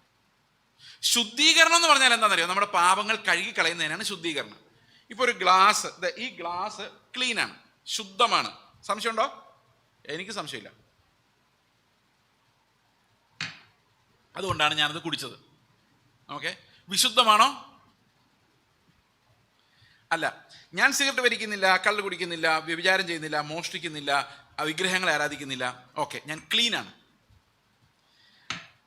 ഞാൻ അരുതാത്ത പാപങ്ങളൊന്നും ചെയ്യുന്നില്ല, മര്യാദയ്ക്ക് ജീവിക്കുന്നു, പ്രാർത്ഥിക്കുന്നു, ഉപവസിക്കുന്നു, എല്ലാം ചെയ്യുന്നു. ഞാൻ ക്ലീനാണ്. പക്ഷേ വിശുദ്ധനല്ല. മനസ്സിലായേ? വിശുദ്ധി എന്ന് പറഞ്ഞാൽ എന്തുവാ? വിശുദ്ധി എന്ന് പറഞ്ഞു കഴിഞ്ഞാൽ എഫേസ്യ ലേഖനം 3:16 മുതലുള്ള ഒരു പ്രാർത്ഥനയുണ്ട്. ആ പ്രാർത്ഥനയാണ് ശരിക്കും വിശുദ്ധീകരണം എന്താണെന്ന് നമ്മളെ പഠിപ്പിക്കുന്നത്. അതിങ്ങനെയാണ്. അതിൻ്റെ 20-ാം വാക്യം വായിച്ചേ. എന്നാൽ നാം ചോദിക്കുന്നതിലും നനയ്ക്കുന്നതിലും അത്യന്തം പരമായി ചെയ്യുവാൻ നമ്മിൽ വ്യാപരിക്കുന്ന ശക്തിയാൽ കഴിയുന്നവന്. അപ്പൊ എന്താ നമ്മൾ ചോദിക്കുന്നതിലും നനയ്ക്കുന്നതിലും ദൈവം തരുന്നത്? മാരുതി കാർ ചോദിച്ചാൽ ഇന്നോവ തരുന്ന ദൈവം. അങ്ങനെയല്ല. ആ ചോദിക്കുന്ന കാര്യങ്ങൾ എന്തൊക്കെയാണെന്ന് നോക്കിയേ. 16 മുതൽ. അവൻ തന്റെ മഹത്വത്തിന്റെ ധനത്തിനൊത്തവണ്ണം അവന്റെ ആത്മാവിനാൽ നമ്മൾ അകത്തെ മനുഷ്യനെ സംബന്ധിച്ച് ശക്തിയോടെ ബലപ്പെടേണ്ടതിനും ക്രിസ്തു വിശ്വാസത്താൽ നമ്മുടെ ഹൃദയങ്ങളിൽ വസിക്കേണ്ടതിനും വരം നൽകണമെന്നും നിങ്ങൾ സ്നേഹത്തിൽ വേരൂന്നി അടിസ്ഥാനപ്പെട്ടവരായി നീളവും ഉയരവും വീതിയും ആഴവും എന്തെന്ന് സകല വിശുദ്ധന്മാരോടും കൂടി ഗ്രഹിക്കേണ്ടതിനും പരിജ്ഞാനത്തെ കവിയുന്ന ക്രിസ്തുവിന്റെ സ്നേഹത്തെ അറിയേണ്ടതിനും ദൈവത്തിന്റെ എല്ലാ നിറവിനാലും നിറഞ്ഞു വരണമെന്നും ഞാൻ അപേക്ഷിക്കുന്നു. അപ്പൊ ദൈവത്തിന്റെ എല്ലാ നിറവിനാലും നിറഞ്ഞു വരുന്നതിനെയാണ് എന്ത് പറയുന്നത്? വിശുദ്ധീകരണം എന്ന് പറയുന്നത്. അവന്റെ എല്ലാ സ്വഭാവങ്ങളും നമുക്ക് ലഭിക്കും. എല്ലാ സ്വഭാവങ്ങളും ലഭിക്കില്ല. ദൈവം നമുക്ക് തരുന്ന സ്വഭാവമുണ്ട്, തരാത്ത സ്വഭാവമുണ്ട്. ഏത് സ്വഭാവം നമുക്ക് തരാത്തതെന്ന് ചോദിച്ചു കഴിഞ്ഞാൽ ദൈവത്തിൻ്റെ സർവ്വശക്തി നമുക്ക് ഒരിക്കലും കിട്ടുന്നില്ല, സർവ്വവ്യാപിത്വം ഒരിക്കലും കിട്ടുന്നില്ല. ദൈവം ആരെ ആശ്രയിക്കാത്തവനാണ്, അത് നമുക്ക് ഒരിക്കലും അങ്ങനെ ആവാൻ പറ്റത്തില്ല. ദൈവത്തിനൊരു മാറ്റവും വരുന്നില്ല, ഈസ് ഇമ്മ്യൂട്ടബിൾ, അത് നമുക്ക് ഒരിക്കലും വരുന്നില്ല. ഇതെല്ലാം നമുക്ക് സംഭവിക്കും. എന്നാൽ ദൈവത്തിൻ്റെ ഇതൊന്നും നമുക്ക് കിട്ടില്ല, ദൈവത്തിന് അതെല്ലാം ഉണ്ട്. എന്നാൽ ദൈവം നമുക്ക് തരുന്ന സ്വഭാവം എന്തൊക്കെയാണ്? സ്നേഹം, ആത്മീയത, കരുണ, ഇങ്ങനെയുള്ള മോറൽ ആട്രിബ്യൂട്ട്സ്, ദൈവത്തിൻ്റെ സന്മാർഗ ഗുണങ്ങളെല്ലാം അവൻ ക്രിസ്തുവിലൂടെ നമുക്ക് തന്നുകൊണ്ടാണ് ഇരിക്കുന്നത്. ഇവിടെ നമ്മൾ മനസ്സിലാക്കേണ്ട ഒരു കാര്യം, നമുക്ക് എല്ലാവർക്കും സ്നേഹമുണ്ടെങ്കിലും അത് സ്നേഹമല്ല, അത് ഡ്യൂപ്ലിക്കേറ്റ് ആണ്, കൗണ്ടർ ഫീറ്റ് ആണ്. മനസ്സിലായോ? ഒറിജിനൽ സ്നേഹം കർത്താവിന് മാത്രമേ ഉള്ളൂ. നമുക്കുള്ളതെല്ലാം മാനുഷികമാണ്. അതല്ല, അത് നന്നാക്കിയെടുക്കുന്നതല്ല ക്രിസ്തീയ സ്നേഹം. മനസ്സിലാവുന്നുണ്ടോ ഞാൻ പറയുന്നത്? നമ്മൾ ഇപ്പോഴുള്ള സ്വഭാവത്തെ നന്നാക്കിയെടുക്കുന്നതല്ല ക്രിസ്തുവിൻ്റെ സ്നേഹം. ഇപ്പോൾ ഉള്ളതിനെ അവസാനിപ്പിച്ചിട്ട് ആത്മാവിൻ്റെ ഫലമായി നമുക്ക് ലഭിക്കുന്നതാണ് ക്രിസ്തുവിൻ്റെ സ്വഭാവം. അപ്പോൾ ആത്മാവ് നമ്മുടെ ഉള്ളിൽ വന്നിട്ട് പതുക്കെ പതുക്കെ ആത്മാവ് നമുക്ക് പുത്രൻ്റെ ജീവൻ തന്ന് അവൻ്റെ സ്വഭാവത്തെ നമ്മളിലേക്ക് പകർന്നുകൊണ്ടിരിക്കുന്ന ആ ഒരു പരിപാടിയെയാണ് നമ്മൾ എന്ത് വിളിക്കുന്നത്? വിശുദ്ധീകരണമെന്ന് വിളിക്കുന്നത്. എത്ര പേർക്ക് മനസ്സിലായി ഞാൻ പറയുന്നത്? അപ്പോൾ പതുക്കെ പതുക്കെ നമ്മൾ ആരെ പോലെ ആകണം? ക്രിസ്തുവിനെ പോലെ ആകണം. ഓക്കെ, ഇത് എങ്ങനെയാണ് പൂർത്തിയാകുന്നത്? എങ്ങനെയാണ് മരണവുമായിട്ടുള്ള ഇതിൻ്റെ ബന്ധം എന്താണ്? ഞാനത് ഒരു ചെറിയ ഇല്ലസ്ട്രേഷൻ വഴി നിങ്ങളെ കാണിക്കാൻ ആഗ്രഹിക്കുന്നു.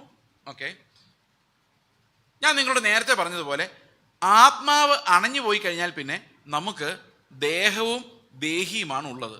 ശരിയല്ലേ? അപ്പം നമ്മൾ എല്ലാ തീരുമാനങ്ങളും എടുക്കുന്നത് എങ്ങനെയാണ്? ദേഹവും ദേഹിയും വെച്ചാണ്. നമുക്ക് എക്സാമ്പിൾ, ഒരു കല്യാണം കഴിക്കാൻ ഒരാൾ പോകുന്നു. ആത്മാവ് ഒന്നും പറയുന്നില്ല. ഓക്കെ,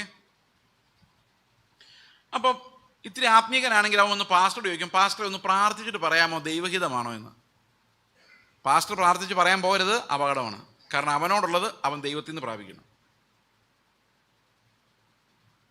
അപ്പോൾ അവൻ ആത്മാവില്ല, ആത്മാവ് ഒന്നും സംസാരിക്കുന്നില്ല. അപ്പോൾ അവൻ ജഡത്തിൽ തീരുമാനിക്കും. എങ്ങനെ തീരുമാനിക്കുന്നറിയോ? ആദ്യം സൗന്ദര്യം നോക്കും. അപ്പോൾ അവൻ ആളെ ഇഷ്ടപ്പെട്ടു. അപ്പോൾ അത് ജഡമോഹമാണ് അല്ലേ? അപ്പോൾ ജഡം പറയുവാണ്, കണ്ണ് പറയുവാണ്, ഇയാൾ മതി.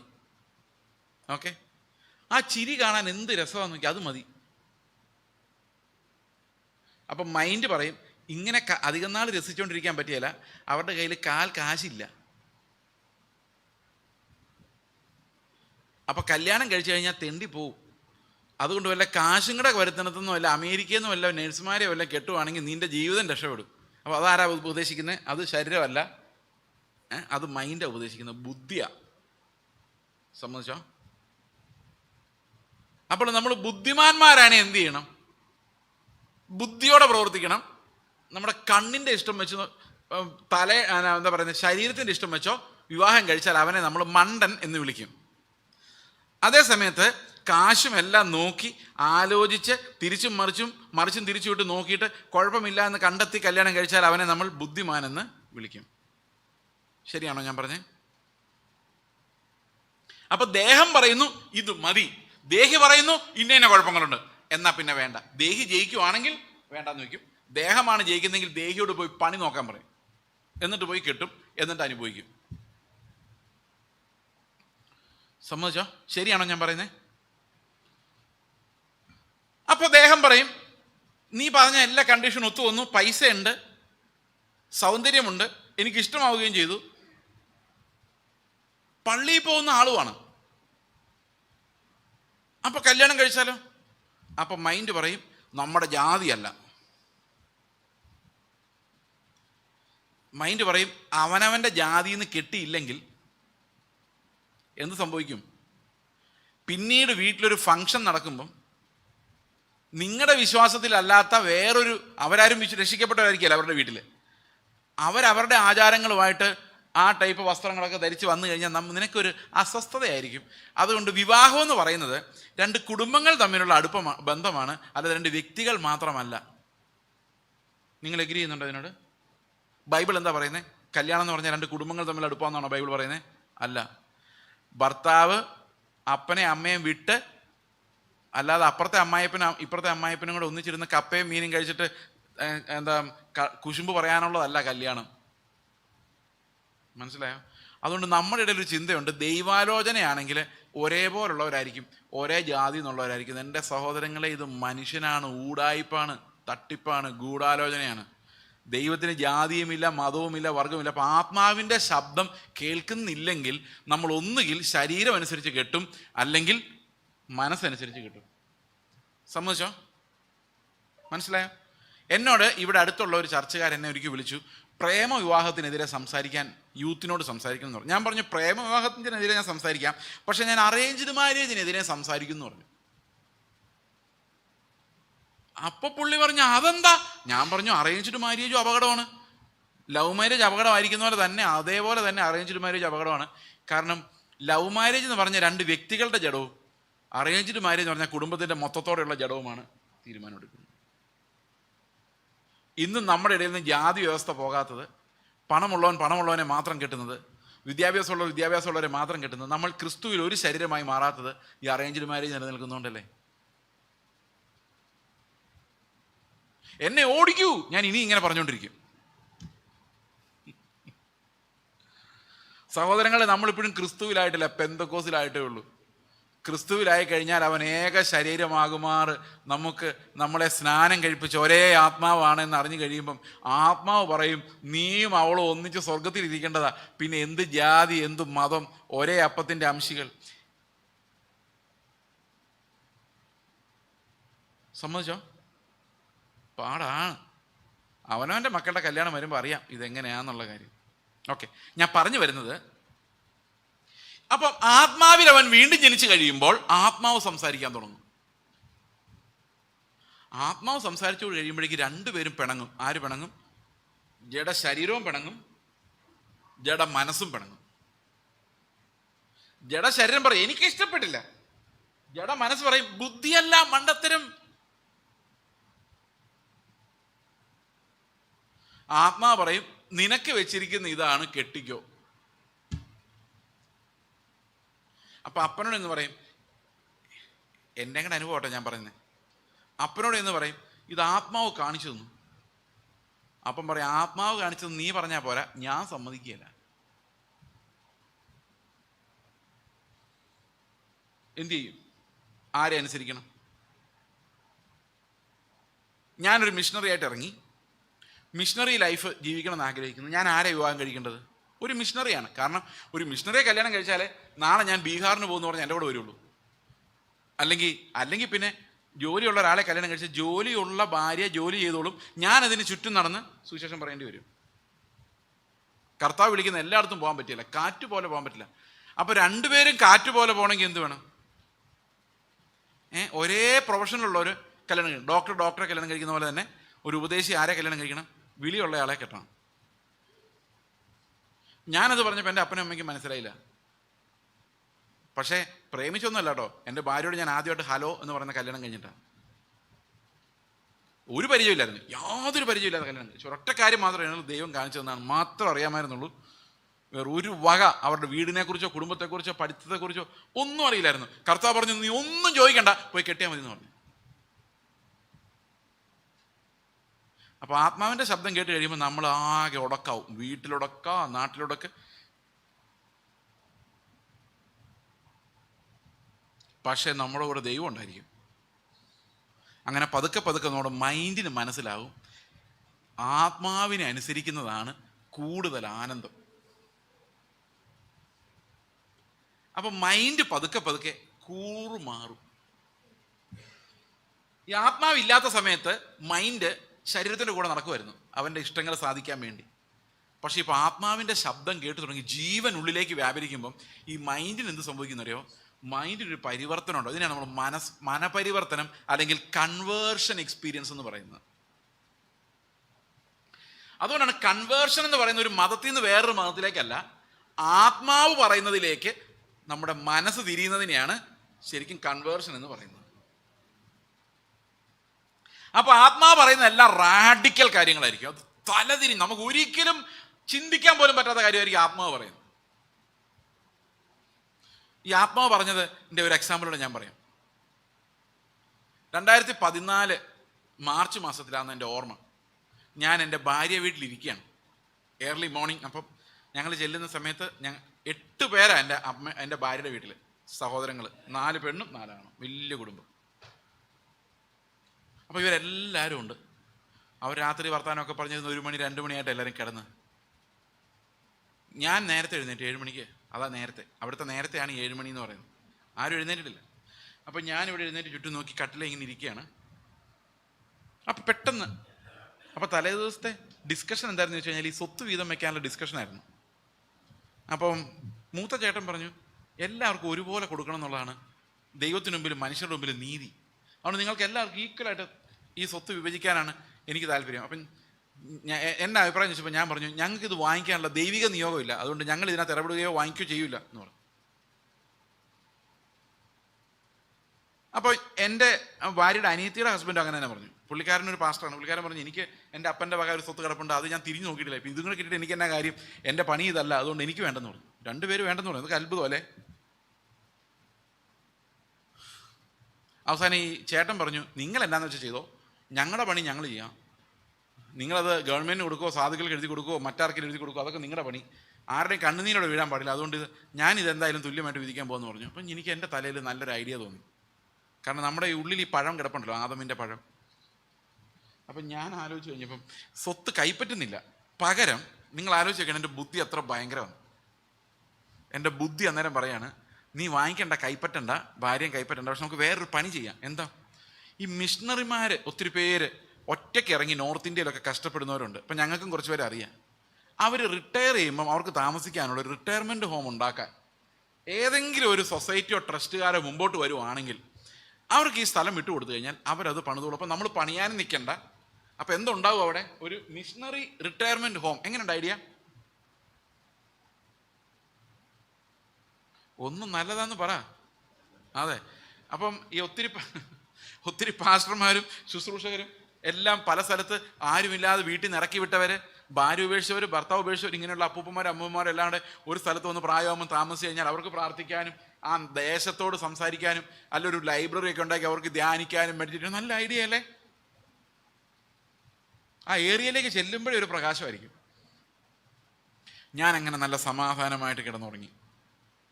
രാവിലെ 7 മണിയായപ്പോൾ ഞാൻ എഴുന്നേറ്റപ്പം ഒരു ശബ്ദം ഞാൻ കേട്ടു, ഒരു മലയാളം ശബ്ദം. നിന്റെ പണി തീർന്നു, നീ റിട്ടയർ ചെയ്തോളാൻ. ഞാൻ ഇതാരാ എന്നോട് പറഞ്ഞെന്നറിയാൻ വേണ്ടി ഞാൻ വീടിന് ചുറ്റും ഇറങ്ങിയിരുന്നു. ഒരാൾ പോലും എഴുന്നേറ്റിട്ടില്ല. തന്നെയല്ല, അവരെല്ലാം കന്നഡയാണ് സംസാരിക്കുന്നത്, എന്നോട് മാത്രം മലയാളം പറയുന്നത്. അപ്പം ഏതായാലും അവരാരും എഴുന്നേറ്റിട്ടില്ല. അവരാരും ഈ മലയാളത്തിൽ എന്നോട് നിന്റെ പണി തീർന്നു, നീ റിട്ടയർ ചെയ്തോളാൻ ഒരിക്കലും പറയല്ല. കാരണം ഞാനാണ് ആ വീട്ടിലെ മൂത്ത മരുമകൻ. എല്ലാവരും ഒത്തിരി ബഹുമാനത്തോടെ എന്നെ കാണുന്നത്. എന്ത് സംഭവിച്ചാൽ ഞാൻ വിചാരിച്ചാൽ അത് തോന്നിയതായിരിക്കും. അങ്ങനെ പല തോന്നലുകൾ നമുക്ക് തോന്നുമല്ലോ. ഞാൻ പിന്നെ ഒന്നുകൂടെ കിടന്നു. പെട്ടെന്ന് ഫോൺ അടിച്ചു. അന്നാകെ 2-3 മീറ്റിങ്സേ ഉള്ളൂ. എന്നെ ആർക്കും അറിയത്തില്ല, എനിക്കും ആരും അറിയത്തില്ല. അപ്പം മെയ് 11-ാം തീയതി ഒരു മീറ്റിംഗ് ഇവിടെ പത്തനാപുരത്ത് പറഞ്ഞിട്ടുണ്ടായിരുന്നു. അപ്പോൾ അവിടെ നിന്ന് വിളിച്ചിട്ട് പറഞ്ഞു, അതെ മീറ്റിംഗ് നടക്കില്ല കേട്ടോ, ക്യാൻസൽ ചെയ്യാൻ വേണ്ടി വിളിച്ചതാണ്. പെട്ടെന്ന് എൻ്റെ ഉള്ളിൽ സ്ട്രൈക്ക് ചെയ്തു, റിട്ടയർമെൻറ്റ് എനിക്ക് കിട്ടിക്കഴിഞ്ഞിരിക്കുന്നു. ഞാൻ കർത്താവിനോട് ചോദിച്ചു, കർത്താവേ എൻ്റെ റിട്ടയർമെൻ്റ് ആണോ, നീയാണോ എന്നോട് സംസാരിച്ചത്? ഉടനെ കർത്താവ് പറഞ്ഞു, നീ റിട്ടയർമെൻറ്റ് ഹോം തുടങ്ങാൻ പോകുന്നത് വല്ലവരെ ഓർത്തിട്ടല്ലാന്നും, നീ അവസാന കാലത്തൊന്നും ഇല്ലാതെ വരുമ്പം കയറി കിടക്കാനൊരു സ്ഥലമാണ് നീ അന്വേഷിക്കുന്നതെന്നും എനിക്ക് മനസ്സിലാവൂല എന്ന് നീ വിചാരിച്ചോ? പക്ഷെ ഞാൻ അതുവരെ അങ്ങനെ ചിന്തിച്ചിട്ടില്ലായിരുന്നു. എൻ്റെ ഉള്ളിൽ അങ്ങനെ ഉണ്ടായിരുന്നിരിക്കാം. ഞാനിത് പറയുമ്പോൾ ഞാൻ എന്നെക്കുറിച്ച് അല്ലായിരുന്നു ആലോചിച്ചത്, പക്ഷെ എൻ്റെ ഉള്ളിൽ കിടന്ന ആ സാധനം ആത്മാവ് കണ്ടുപിടിച്ചു. എന്നിട്ട് പറഞ്ഞു, എന്നാൽ പിന്നെ നീ ഒരു കാര്യം ചെയ്യും, ആത്മാവിൻ്റെ ശബ്ദം ഞാൻ കേൾക്കും കേട്ടോ, നീ ഇപ്പോഴേ അങ്ങ് റിട്ടയർ ചെയ്തേക്ക്, നിനക്ക് റിട്ടയർമെൻറ്റ് ഹോം തുടങ്ങാനുള്ള പൈസ ഞാൻ തരാം, നീ സ്വസ്ഥമായിട്ട് ഇവിടെ ഇരുന്നു. ഞാൻ പറഞ്ഞു, എൻ്റെ കർത്താവ് എനിക്ക് റിട്ടയർമെൻറ്റ് ഹോമും വേണ്ട, ഒന്നും വേണ്ട, ജീവനോടെ നിന്നെ ശുശ്രൂഷിക്കാൻ പറ്റുന്നിടത്തോളം കാലം ചെയ്തിട്ട് മരിച്ചാൽ മതി, ബാക്കിയെല്ലാം നീ നോക്കിക്കോ എന്ന് പറഞ്ഞു. എൻ്റെ ഭാര്യയോട് പറഞ്ഞു, ലോത്തിൻ്റെ ഭാര്യയെ പോലെ തിരിഞ്ഞു നോക്കാതെ വണ്ടി വിട്ടോളാൻ പറഞ്ഞു.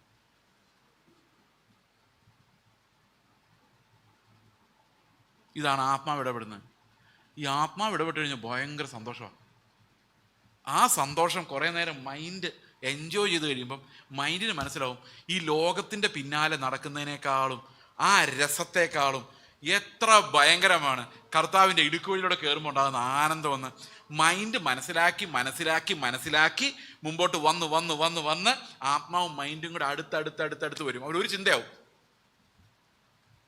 ഇങ്ങനെ ആത്മാവും രക്ഷിക്കപ്പെട്ടു, മൈൻഡ് വന്ന് ആത്മാവിനോട് ചേർന്ന് ആത്മാവിനോട് കംപ്ലീറ്റ്ലി എഗ്രി ചെയ്തു. ആ എഗ്രി ചെയ്യുന്ന പ്രോസസ്സിനെയാണ് നമ്മുടെ പൂർണ്ണമായ വിശുദ്ധീകരണം എന്ന് പറയുന്നത്.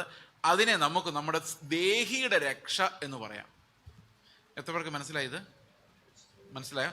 അപ്പൊ ഈ സഭ എന്തിനാ, ശുശ്രൂഷകൾ എന്തിനാന്നറിയാമോ? നിങ്ങളെ കാനഡയിൽ വിടാൻ വേണ്ടി പ്രാർത്ഥിക്കാൻ വേണ്ടിയല്ല, നിങ്ങളുടെ ആത്മാവ് സംസാരിക്കുന്നത് കേൾക്കാനുള്ള വിവേകം നിങ്ങൾക്കുണ്ടാവുകയും അതിനോട് നിങ്ങളുടെ മൈൻഡ് എഗ്രി ചെയ്ത് ഈ ആത്മാവും മൈൻഡും കൂടെ ഒന്നായി മാറി കർത്താവിൻ്റെ അടുത്തേക്ക് പോകാൻ റെഡിയാകാൻ വേണ്ടിയാണ് സഭകൾ.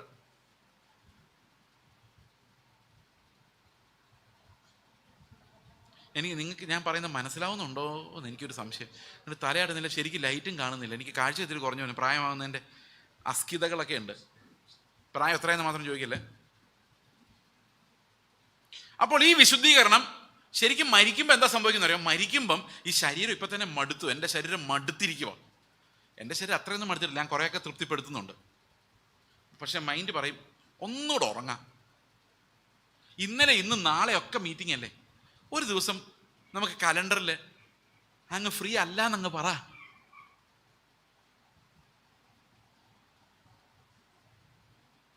അപ്പോൾ ഫ്രീ അല്ല എന്ന് പറഞ്ഞേക്കാം എന്ന് തോന്നിയാലും അപ്പോൾ നാളെ പ്രസംഗിക്കാനുള്ളവരിലാണോ 4 പേര് മുമ്പോട്ട് കർത്താവിന് വേണ്ടി അന്ത്യകാലത്ത് വരുന്നത്? അറിയില്ലല്ലോ. നാളെ ഞാൻ പറയുന്ന കേൾക്കുന്ന ആരെങ്കിലും ആയിരിക്കും ചിലപ്പം ഈ ലോകത്തെ തിരിച്ചു മറിക്കാനുള്ള ആരെങ്കിലും. അപ്പോൾ ഞാൻ അവനോട് ശുശ്രൂഷിക്കാതെ പോയാൽ അപ്പോൾ കഴിവതും എല്ലാവരോടും സംസാരിക്കും. അപ്പോൾ ശരീരം പറയും എനിക്ക് വയ്യ, ഞാനൊന്ന് ഉറങ്ങിക്കോട്ടെ. രാവിലെയൊക്കെ എഴുന്നേക്കുമ്പോൾ ചില സമയത്ത് സുബോധത്തോടെ ഒന്നും അല്ല എഴുന്നേക്കുന്നത്. കാരണം 12 മണി 1 മണിയാകുമ്പോൾ പോയി കിടക്കും. ഞങ്ങളുടെ ചർച്ചിൽ എല്ലാ ദിവസവും രാവിലെ സൂം മീറ്റിംഗ് ഉണ്ട് 6 മണിക്ക്, 6-ന് 6:30ക്കും. ചൊവ്വാഴ്ചയും വെള്ളിയാഴ്ചയും സംശയ നിവാരണ സെഷൻ, ബുധനാഴ്ചയും വ്യാഴാഴ്ചയും ബൈബിൾ സ്റ്റഡി സൂമിൽ, ശനിയാഴ്ച യൂത്ത് മീറ്റിംഗ്. ഇതെല്ലാം രാവിലെ 6-നും 6:30ക്കൊക്കെയാണ്. അപ്പോൾ 1 മണിക്ക് പോയി കിടന്നാലും അലാം വെച്ച് 5 മണിക്ക് എഴുന്നേക്കണം. യാത്രയാണെങ്കിൽ എവിടെയെങ്കിലും വണ്ടി നിർത്തിയിട്ടിട്ട് സംസാരിക്കണം, അതനുസരിച്ച് പ്ലാൻ ചെയ്യണം. അപ്പോൾ കോഴിക്കോട് വരെ പോകണമെങ്കിൽ 3 മണിക്ക് ഇറങ്ങണം, 6:30 ആകുമ്പോൾ എവിടെ ചെല്ലുന്നോ റേഞ്ചുള്ളടത്ത് നിർത്തണം, പ്രസംഗിക്കണം, പിന്നെ സ്റ്റാർട്ട് ചെയ്യണം. അപ്പോൾ ചില സമയത്ത് ശരീരം പറയും മടുത്തു, മതി. അപ്പോൾ പറയും ശരീരം നിൻ്റെ ഇഷ്ടത്തിന് ഞാൻ കുറേ നടന്നതല്ലേ, ഇനി നീ എൻ്റെ ഇഷ്ടത്തിന് നടക്ക്, ഉള്ളിടത്തോളം കാലം ഓട്, അത് കഴിഞ്ഞ് കർത്താവ് വിളിക്കുമ്പം പോവാം. അപ്പോൾ ശരീരം മടുത്തു, എന്നെ കൊണ്ട് മടുത്ത്. ഇത് ഞാൻ ചെറിയ കാര്യമാണ് ചെയ്യുന്നത്. അപ്പോൾ ഇടയ്ക്കിടയ്ക്ക് ആശ്വസിപ്പിക്കുന്നൊക്കെ ഉണ്ട്. ഇടയ്ക്കിടയ്ക്ക് നല്ല ഫുഡൊക്കെ കഴിച്ച് നല്ലപോലെ ഉറങ്ങി. ചില സമയത്ത് ചില ശനിയാഴ്ചകളിൽ എനിക്കൊരു പകരം ശുശ്രൂഷിക്കാൻ സഹോദരങ്ങളുണ്ട്. അപ്പോൾ അവരായിരിക്കും മിക്കവാറൊക്കെ ശനിയാഴ്ച എടുക്കുന്നത്. അപ്പോൾ ശനിയാഴ്ച രാവിലെ ഫ്രീ ആണെങ്കിൽ ഒരു ഉറക്കമൊക്കെ ഉറങ്ങി എന്നെ ശരീരത്തിൽ നിന്ന് സുഖിപ്പിക്കാറുണ്ട്, ഉള്ള കാര്യം പറഞ്ഞ്. പക്ഷെ പതുക്കെ ഈ ശരീരം മടുക്കും. നേരത്തെയൊക്കെ ശരീരം എന്നും പുട്ടും കറിയും ഉപ്മാവും കടലയാകുമ്പം കുറ്റം പറയുമായിരുന്നു. ഇപ്പം മനസ്സ് പഠിച്ചു സ്തോത്രം ചെയ്തുകൊണ്ട് എന്നാ വേണം കഴിക്കാൻ. അപ്പോൾ ശരീരം പറയും എടാ ഇത് നീ എങ്ങനെ പിന്നെ കഴിക്കുന്നത്? പണ്ടൊക്കെ എൻ്റെ ഇഷ്ടത്തിന് നീ കുറച്ചെങ്കിലും ഫുഡ് മാറ്റുമായിരുന്നു, ഇപ്പം നീ എല്ലാത്തിനും സ്തോത്രം പറയാൻ തുടങ്ങിയതോടുകൂടി എനിക്ക് രുചിയില്ലാതെ കഴിക്കുക. അപ്പം ശരീരം മടുക്കും. കുറേ കഴിയുമ്പം ഈ മൈൻഡ് നല്ലപോലെ വിശദീകരിക്കപ്പെട്ട് ആത്മാവിനോട് ചേർന്ന് കഴിയുമ്പം മൈൻഡ് തീരുമാനിക്കും മതി, ഇവനെ ഇവിടെ വിട്ടിട്ട് നമുക്ക് കർത്താവിൻ്റെ അടുത്തോട്ട് പോയേക്കാം. ഇതിനെയാണ് നമ്മൾ മരണമെന്ന് പറയുന്നത്. എത്രവർക്ക് മനസ്സിലായി? അപ്പം ഞാൻ നിങ്ങളോട് ആദ്യം പറഞ്ഞല്ലോ, മരിക്കുന്നതിന് മുമ്പ് മനുഷ്യൻ ഒരൊറ്റ യൂണിറ്റ് ആയിരുന്നു എന്ന്. ആത്മാവും ദേഹവും ഒറ്റ യൂണിറ്റ് ആയിരുന്നു എന്ന് പറഞ്ഞ് ഓർക്കുന്നുണ്ടോ? ഓക്കെ. അപ്പോൾ മരണത്തോടു കൂടി എന്ത് സംഭവിക്കുന്നറിയോ? ദേഹത്തെ ഇവിടെ വിട്ടിട്ട് ആത്മാവും ദേഹിയും കൂടെ ഒരു യൂണിറ്റ് ആവും. അതിനെയാണ് ഈ ഞാൻ എന്ന് പറയുന്നത്. വീണ്ടെടുക്കപ്പെട്ട ഞാനാണത്, ജീവനുള്ള ദേഹി. ആരാ ജീവിപ്പിക്കുന്നത്? ആത്മാവ്. ആത്മാവിൽ നിന്ന് ജീവൻ പ്രാപിച്ച ആ ദേഹിയാണ് മരിക്കുമ്പം സെപ്പറേറ്റ് ആകുന്നത്. എത്ര പേർക്ക് മനസ്സിലായി ഞാൻ പറയുന്നത്? അപ്പം മരണം എന്ന് പറയുന്നത് എന്തുവാ? നമ്മുടെ വിശുദ്ധീകരണത്തിൻ്റെ പൂർത്തീകരണമാണ്. ആ മരണസമയത്ത് എത്തുമ്പോഴേക്കും നമ്മുടെ മൈൻഡ് എങ്ങനെ ആകണം?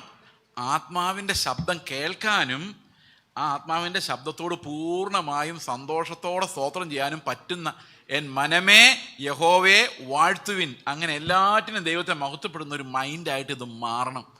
അപ്പോൾ അതിനു വേണ്ടിയാണ് ശുശ്രൂഷകൾ ഒരു സഭയിൽ നടക്കേണ്ടത്. ദേഹിയുടെ വിശുദ്ധീകരണമാണ് ശുശ്രൂഷകളുടെ അടിസ്ഥാനം. ഓക്കെയാണ്. പക്ഷെ ഇന്നത്തെ ശുശ്രൂഷകൾ മുഴുവൻ ഈ പുറം മനുഷ്യനെ ശക്തിപ്പെടുത്താൻ വേണ്ടിയാണ്. എന്നാൽ ആത്മാവ് അകത്തെ മനുഷ്യനെയാണ് ശക്തിപ്പെടുത്തുന്നത്. പുറം മനുഷ്യൻ എന്ന് പറഞ്ഞാൽ ദേഹിയും ദേഹവും, അകത്തെ മനുഷ്യൻ എന്ന് പറഞ്ഞാൽ ആത്മാവും ദേഹിയും. 2 ഗവൺമെന്റാണ്. വേറൊരു രീതിയിൽ പറഞ്ഞാൽ, പണ്ട് VP സിംഗ് പ്രധാനമന്ത്രി ആയിരിക്കുന്ന കാലത്ത് അവർക്ക് കുറച്ച് സീറ്റ് ഉണ്ടായിരുന്നുള്ളൂ. അപ്പോൾ ഒരു സൈഡിൽ നിന്ന് BJPയും മറു സൈഡിൽ നിന്ന് കമ്മ്യൂണിസ്റ്റുകാരും കൂടെയാണ് ഇദ്ദേഹത്തെ ഭരിപ്പിച്ചുകൊണ്ടിരുന്നത്. കുറേ കഴിഞ്ഞപ്പോൾ കമ്മ്യൂണിസ്റ്റുകാർ അവരെ വിട്ടിട്ട് കോൺഗ്രസിനെ സപ്പോർട്ട് ചെയ്തു. ഓർമ്മയുണ്ടോ?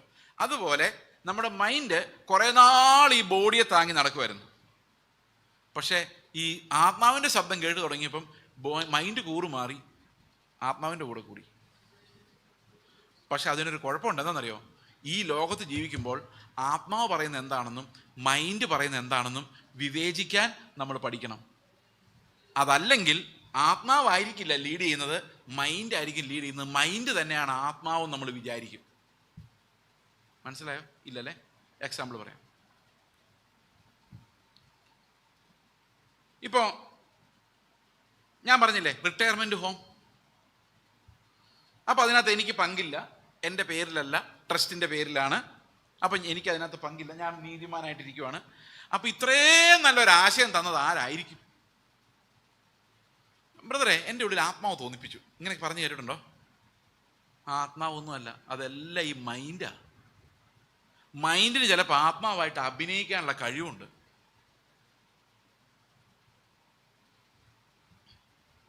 ഈ മൈൻഡിൽ പ്രവചിക്കുന്ന കേട്ടിട്ടുണ്ടോ? മൈൻഡിൽ ഒരു പ്രവാചകൻ എന്നോട് പറഞ്ഞു, നിങ്ങൾക്ക് എയറോപ്ലെയിനെ ഇറങ്ങാൻ പറ്റാത്ത പോലത്തെ മിനിസ്ട്രി ഉണ്ടാവും. ഞാൻ പറഞ്ഞു, എനിക്ക് അത്യാവശ്യമായിട്ട് എയറോപ്ലെയിനിൽ ഇറങ്ങിയേ പറ്റുള്ളൂ. കാരണം ഈ ലോകത്ത് ഏതെങ്കിലും ഒരു വസ്തുവിൽ കയറിയിട്ട് ഇറങ്ങിയാൽ മതിയായിരുന്നു എന്ന് ചിന്തിക്കുന്ന ഒരേ ഒരു സ്ഥലം എയറോപ്ലെയിനാണ്. ബാക്കി എവിടെയായാലും അല്ലെ പിന്നെ ഇതിനകത്ത് കയറണം. എന്താ പറഞ്ഞു, കറങ്ങുന്ന ചക്രം. അതുപോലെയാണ് എയറോപ്ലെയിനെ കയറിയാലും എത്ര പ്രാവശ്യം കയറിയാലും പേടിയൊന്നും ഇല്ലെങ്കിലും ഇതൊന്ന് ഇറങ്ങി ലാൻഡ് ചെയ്താലോ നമുക്കൊന്ന് സ്വസ്ഥമായിട്ടൊന്ന് കുളിക്കാനോ അല്ലെങ്കിൽ ഒരു സ്വസ്ഥമായി ഒന്ന് കാല് നീട്ടിരിക്കാനോ പറ്റുള്ളൂ. ഇതിനകത്ത് ഇരുന്ന് നമ്മുടെ ഇടപാട് തീരുമോ? അപ്പോഴാണ് പറയുന്നത് എയറോപ്ലെയിനിൽ നിന്ന് ഇറങ്ങാത്ത മിനിസ്ട്രി ഉണ്ടാവുന്നു. ഞാൻ അമ്മങ്ങയോട് പറഞ്ഞു, കാളവണ്ടി പോയാലും എയറോപ്ലെയിനെ പോയാലും ഒരുപോലെ തോന്നിപ്പിക്കണം എന്നുള്ളതാണ് എൻ്റെ ആഗ്രഹം. പക്ഷെ അങ്ങനെ അല്ല. എയറോപ്ലെയിനെ കയറുന്നതാണ് മനുഷ്യന് കുറച്ചുകൂടെ ഒരു ഗമ. സുഖമൊന്നുമില്ല, ഗമ. അതിനുവേണ്ടി ആഗ്രഹവും, ഗമയ്ക്ക് വേണ്ടി ആഗ്രഹം. സുഖമാണെങ്കിൽ ട്രെയിനായിട്ടോ സുഖം, ചുമ്മാ കിടന്നുറങ്ങിയാൽ മതി. അപ്പോൾ ഈ ശുശ്രൂഷ എവിടെ നിന്ന് വന്നതാ? എന്നെ പ്ലെയിനെ കയറ്റാന്ന് പറഞ്ഞ് മോഹിപ്പിച്ച ശുശ്രൂഷ എവിടെ നിന്ന് വന്നതാ? ആത്മാവിൽ നിന്ന് ഒന്നാണോ? ആ ജഡവും പഴയ ശരീരവും മൈൻഡും തമ്മിലുള്ള ഗവൺമെന്റിൽ നിന്ന് ഒന്നാണോ? ചിന്തിക്കൂ മക്കളെ. ഒരു എക്സാമ്പിളിൽ പറയാം. ഞങ്ങൾ ആന്ധ്രാപ്രദേശിലായിരിക്കുമ്പോൾ ഞങ്ങൾക്ക് ഭയങ്കര ദാരിദ്ര്യമായ അവസ്ഥയിലൂടെ ഞങ്ങൾ കടന്നുപോയ സമയത്താണ് ഒരു ഗൾഫിൽ നിന്നുള്ള ഒരു ടീം ഞങ്ങൾക്ക് 5000 രൂപ വെച്ച് മന്ത്ലി സപ്പോർട്ട് അയക്കാൻ തുടങ്ങി. അപ്പോൾ ഇത് ആരാന്നറിയാതെ ഈ സപ്പോർട്ട് വാങ്ങിക്കാൻ എനിക്ക് താല്പര്യമില്ലായിരുന്നുകൊണ്ട് ഇത് അറേഞ്ച് ചെയ്ത് എൻ്റെ ഫ്രണ്ടിനോട് ചോദിച്ചു, ഇത് ആരാന്ന് വല്ല അറിയാമെന്ന് ചോദിച്ചപ്പോൾ അവർ പറഞ്ഞു, ദൈവാത്മാ പറഞ്ഞിട്ട് ആരാന്നും പറയണ്ടെന്ന് പറഞ്ഞേക്കുന്നത്, അൺനോൺ സപ്പോർട്ട്, ആനോണിമസ്. ഞാൻ പറഞ്ഞു ഓക്കെ ശരി, കുഴപ്പമില്ല. അങ്ങനെയുള്ളവർക്ക് ഉപദ്രവം കുറവാണ് അങ്ങനെ തരുന്നത്. അതല്ലെങ്കിൽ വലിയ പ്രശ്നമാണ്. ഈ പൈസ നമ്മൾ നിയന്ത്രിക്കാൻ തുടങ്ങും. പൈസ തരുന്നവർ രാവിലെ വൈകിട്ടും വിളിക്കാൻ തുടങ്ങും. രാവിലെ കഴിച്ചോ, എത്ര അടുത്ത് വീട്ടിൽ പോയി, ഇന്ന് റിപ്പോർട്ട് എന്തായി, അയച്ചു തരാഞ്ഞേ. അപ്പോൾ ആരാ എന്നെ ഭരിക്കുന്നത്? ഈ മാമോൻ. പൈസ കൊടുക്കുന്നവർ പിന്നെ അങ്ങ് ഭരണകർത്താക്കളാവുക. അവർക്കാണെങ്കിൽ കോളിങ്ങും ഇല്ല, വിഷനും ഇല്ല, ഒന്നുമില്ല. അപ്പം നമ്മുടെ ഭരണം ആരുടെ കയ്യിലിരിക്കുന്നത്? മാമോനാണ് തീരുമാനിക്കുന്നത്, പ്ലാൻ ചെയ്യുന്നത്, എക്സിക്യൂട്ട് ചെയ്യുന്നത്. ഞാൻ ആ മാമോൻ്റെ വെറും സെർവൻ്റ്.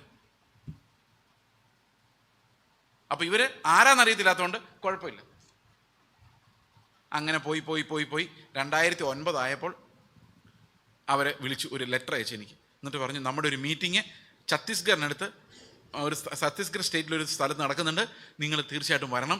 അവിടെ കുറേ മിഷണറിമാരെ ഞങ്ങളിങ്ങനെ സപ്പോർട്ട് ചെയ്യുന്നുണ്ടായിരുന്നു, അവരെല്ലാം കൂടെ ഒന്നിച്ചു കൂടുക എന്നുള്ളതാണ്, നിങ്ങൾ വരണം എന്ന് പറഞ്ഞു. അപ്പോൾ ഞങ്ങൾ ഓക്കെ ശരി ചെന്ന് ഞങ്ങളിങ്ങനെ വട്ടത്ത് മേശയിലിരിക്കുകയാണ്.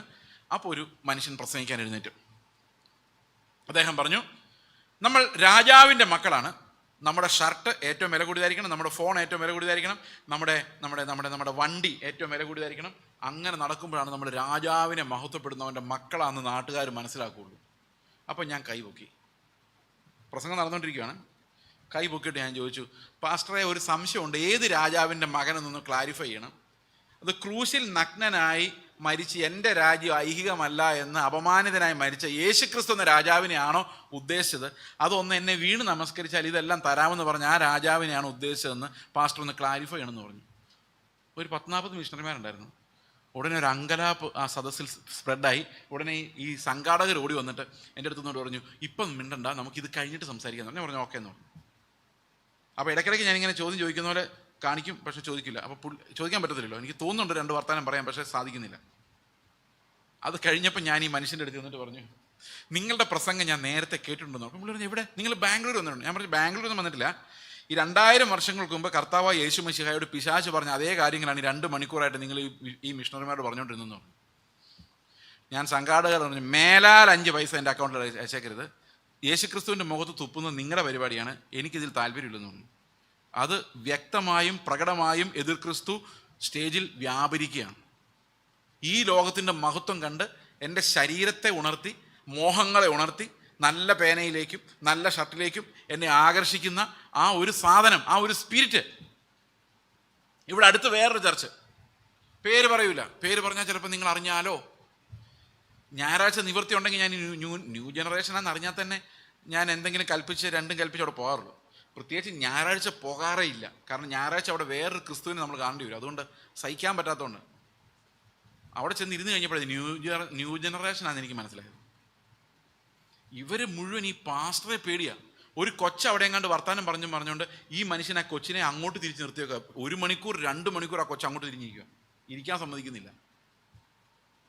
എല്ലാവരും ചീത്ത പറയുക. ഒരു അപ്പച്ചൻ, പ്രായമായ ഒരു അപ്പച്ചൻ പാസ്റ്റർ എന്തോ ഒരു സ്ലിപ്പ് കൊണ്ടു കൊടുത്തപ്പം ആ സ്ലിപ്പിനകത്ത് ഫുൾ ഡീറ്റെയിൽസ് ഇല്ലാന്ന് പറഞ്ഞിട്ട് എന്തോ കാണിക്കുന്നു, ചുരുട്ടിക്കൂട്ടി ഒരു എയർ. സ്റ്റേജിലാന്ന് വിചാരിക്കണം. ഞാൻ ഇങ്ങനെ ബാക്കി പ്രസംഗിക്കാൻ വേണ്ടി വെയിറ്റ് ചെയ്യുക.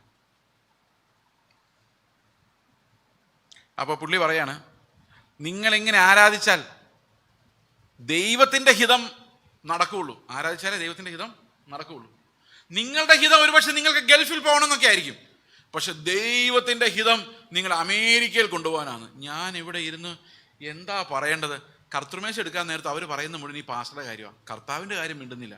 ഞാൻ കർത്തൃമേശ റിഫ്യൂസ് ചെയ്തു, എടുത്തില്ല. പറയേണ്ടത് നല്ല വർത്തമാനം പറഞ്ഞു, തിരിച്ചിറങ്ങി. അവർ പൈസ ഷെയ്ക്കാനായിട്ട് ഒന്നും മേടിച്ചില്ല. അപ്പം എൻ്റെ കൂടെ അസിസ്റ്റൻറ്റ് പാസ്റ്റർ പുറകെ ഓടി വന്നു. ഞാൻ കാർ സ്റ്റാർട്ട് ചെയ്തപ്പം പുറകെ ഓടി വന്നു, വിൻഡോ തുറക്കാൻ പറഞ്ഞു. തുറന്നു, എന്താ ആഹാരം കഴിക്കാതെ, എന്താ പൈസ വാങ്ങിക്കാതെ, എന്താ ഞങ്ങൾ എന്തെങ്കിലും പ്രശ്നമുണ്ടോ എന്ന് ചോദിച്ചു. ഞാൻ പറഞ്ഞു, ഓടിക്കോ, സ്റ്റേജിൽ നിൽക്കുന്ന എതിർ ക്രിസ്തുവാണ്, നിങ്ങൾക്ക് ജീവൻ വേണമെങ്കിൽ രക്ഷപ്പെടാൻ പറഞ്ഞു.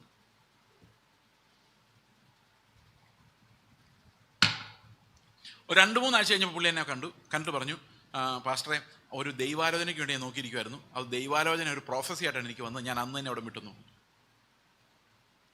ഈ സ്റ്റേജുകളിൽ കറങ്ങി നടക്കുന്ന ദുരാത്മാവ്, യേശുക്രിസ്തു എന്ന വ്യാജേന കറങ്ങി നടക്കുന്ന ദുരാത്മാവ് ഒരിക്കലും നിങ്ങളെ ക്രിസ്തുവിലേക്കോ അവൻ്റെ ആത്മാവിലേക്കോ ആത്മാവിൻ്റെ വെളിപ്പാടിലേക്കോ നയിക്കുകയില്ല. ലോകത്തിലേക്ക് നശിച്ചു പോകുന്ന ഏതാനും നാളുകൾ ആസ്വദിക്കാവുന്ന ഈ ലോകത്തിൻ്റെ ക്ഷണികമായ മോഹങ്ങളിലേക്ക് മാത്രമേ ഇവർ നിങ്ങളെ കൊണ്ടുപോവുകയുള്ളൂ എന്ന് സത്യമായിട്ട് ഞാൻ നിങ്ങളോട് പറയുന്നു. ജീവൻ വേണമെങ്കിൽ പവർ വിഷൻ ഓഫ് ചെയ്തിട്ട് ഓടിക്കോ.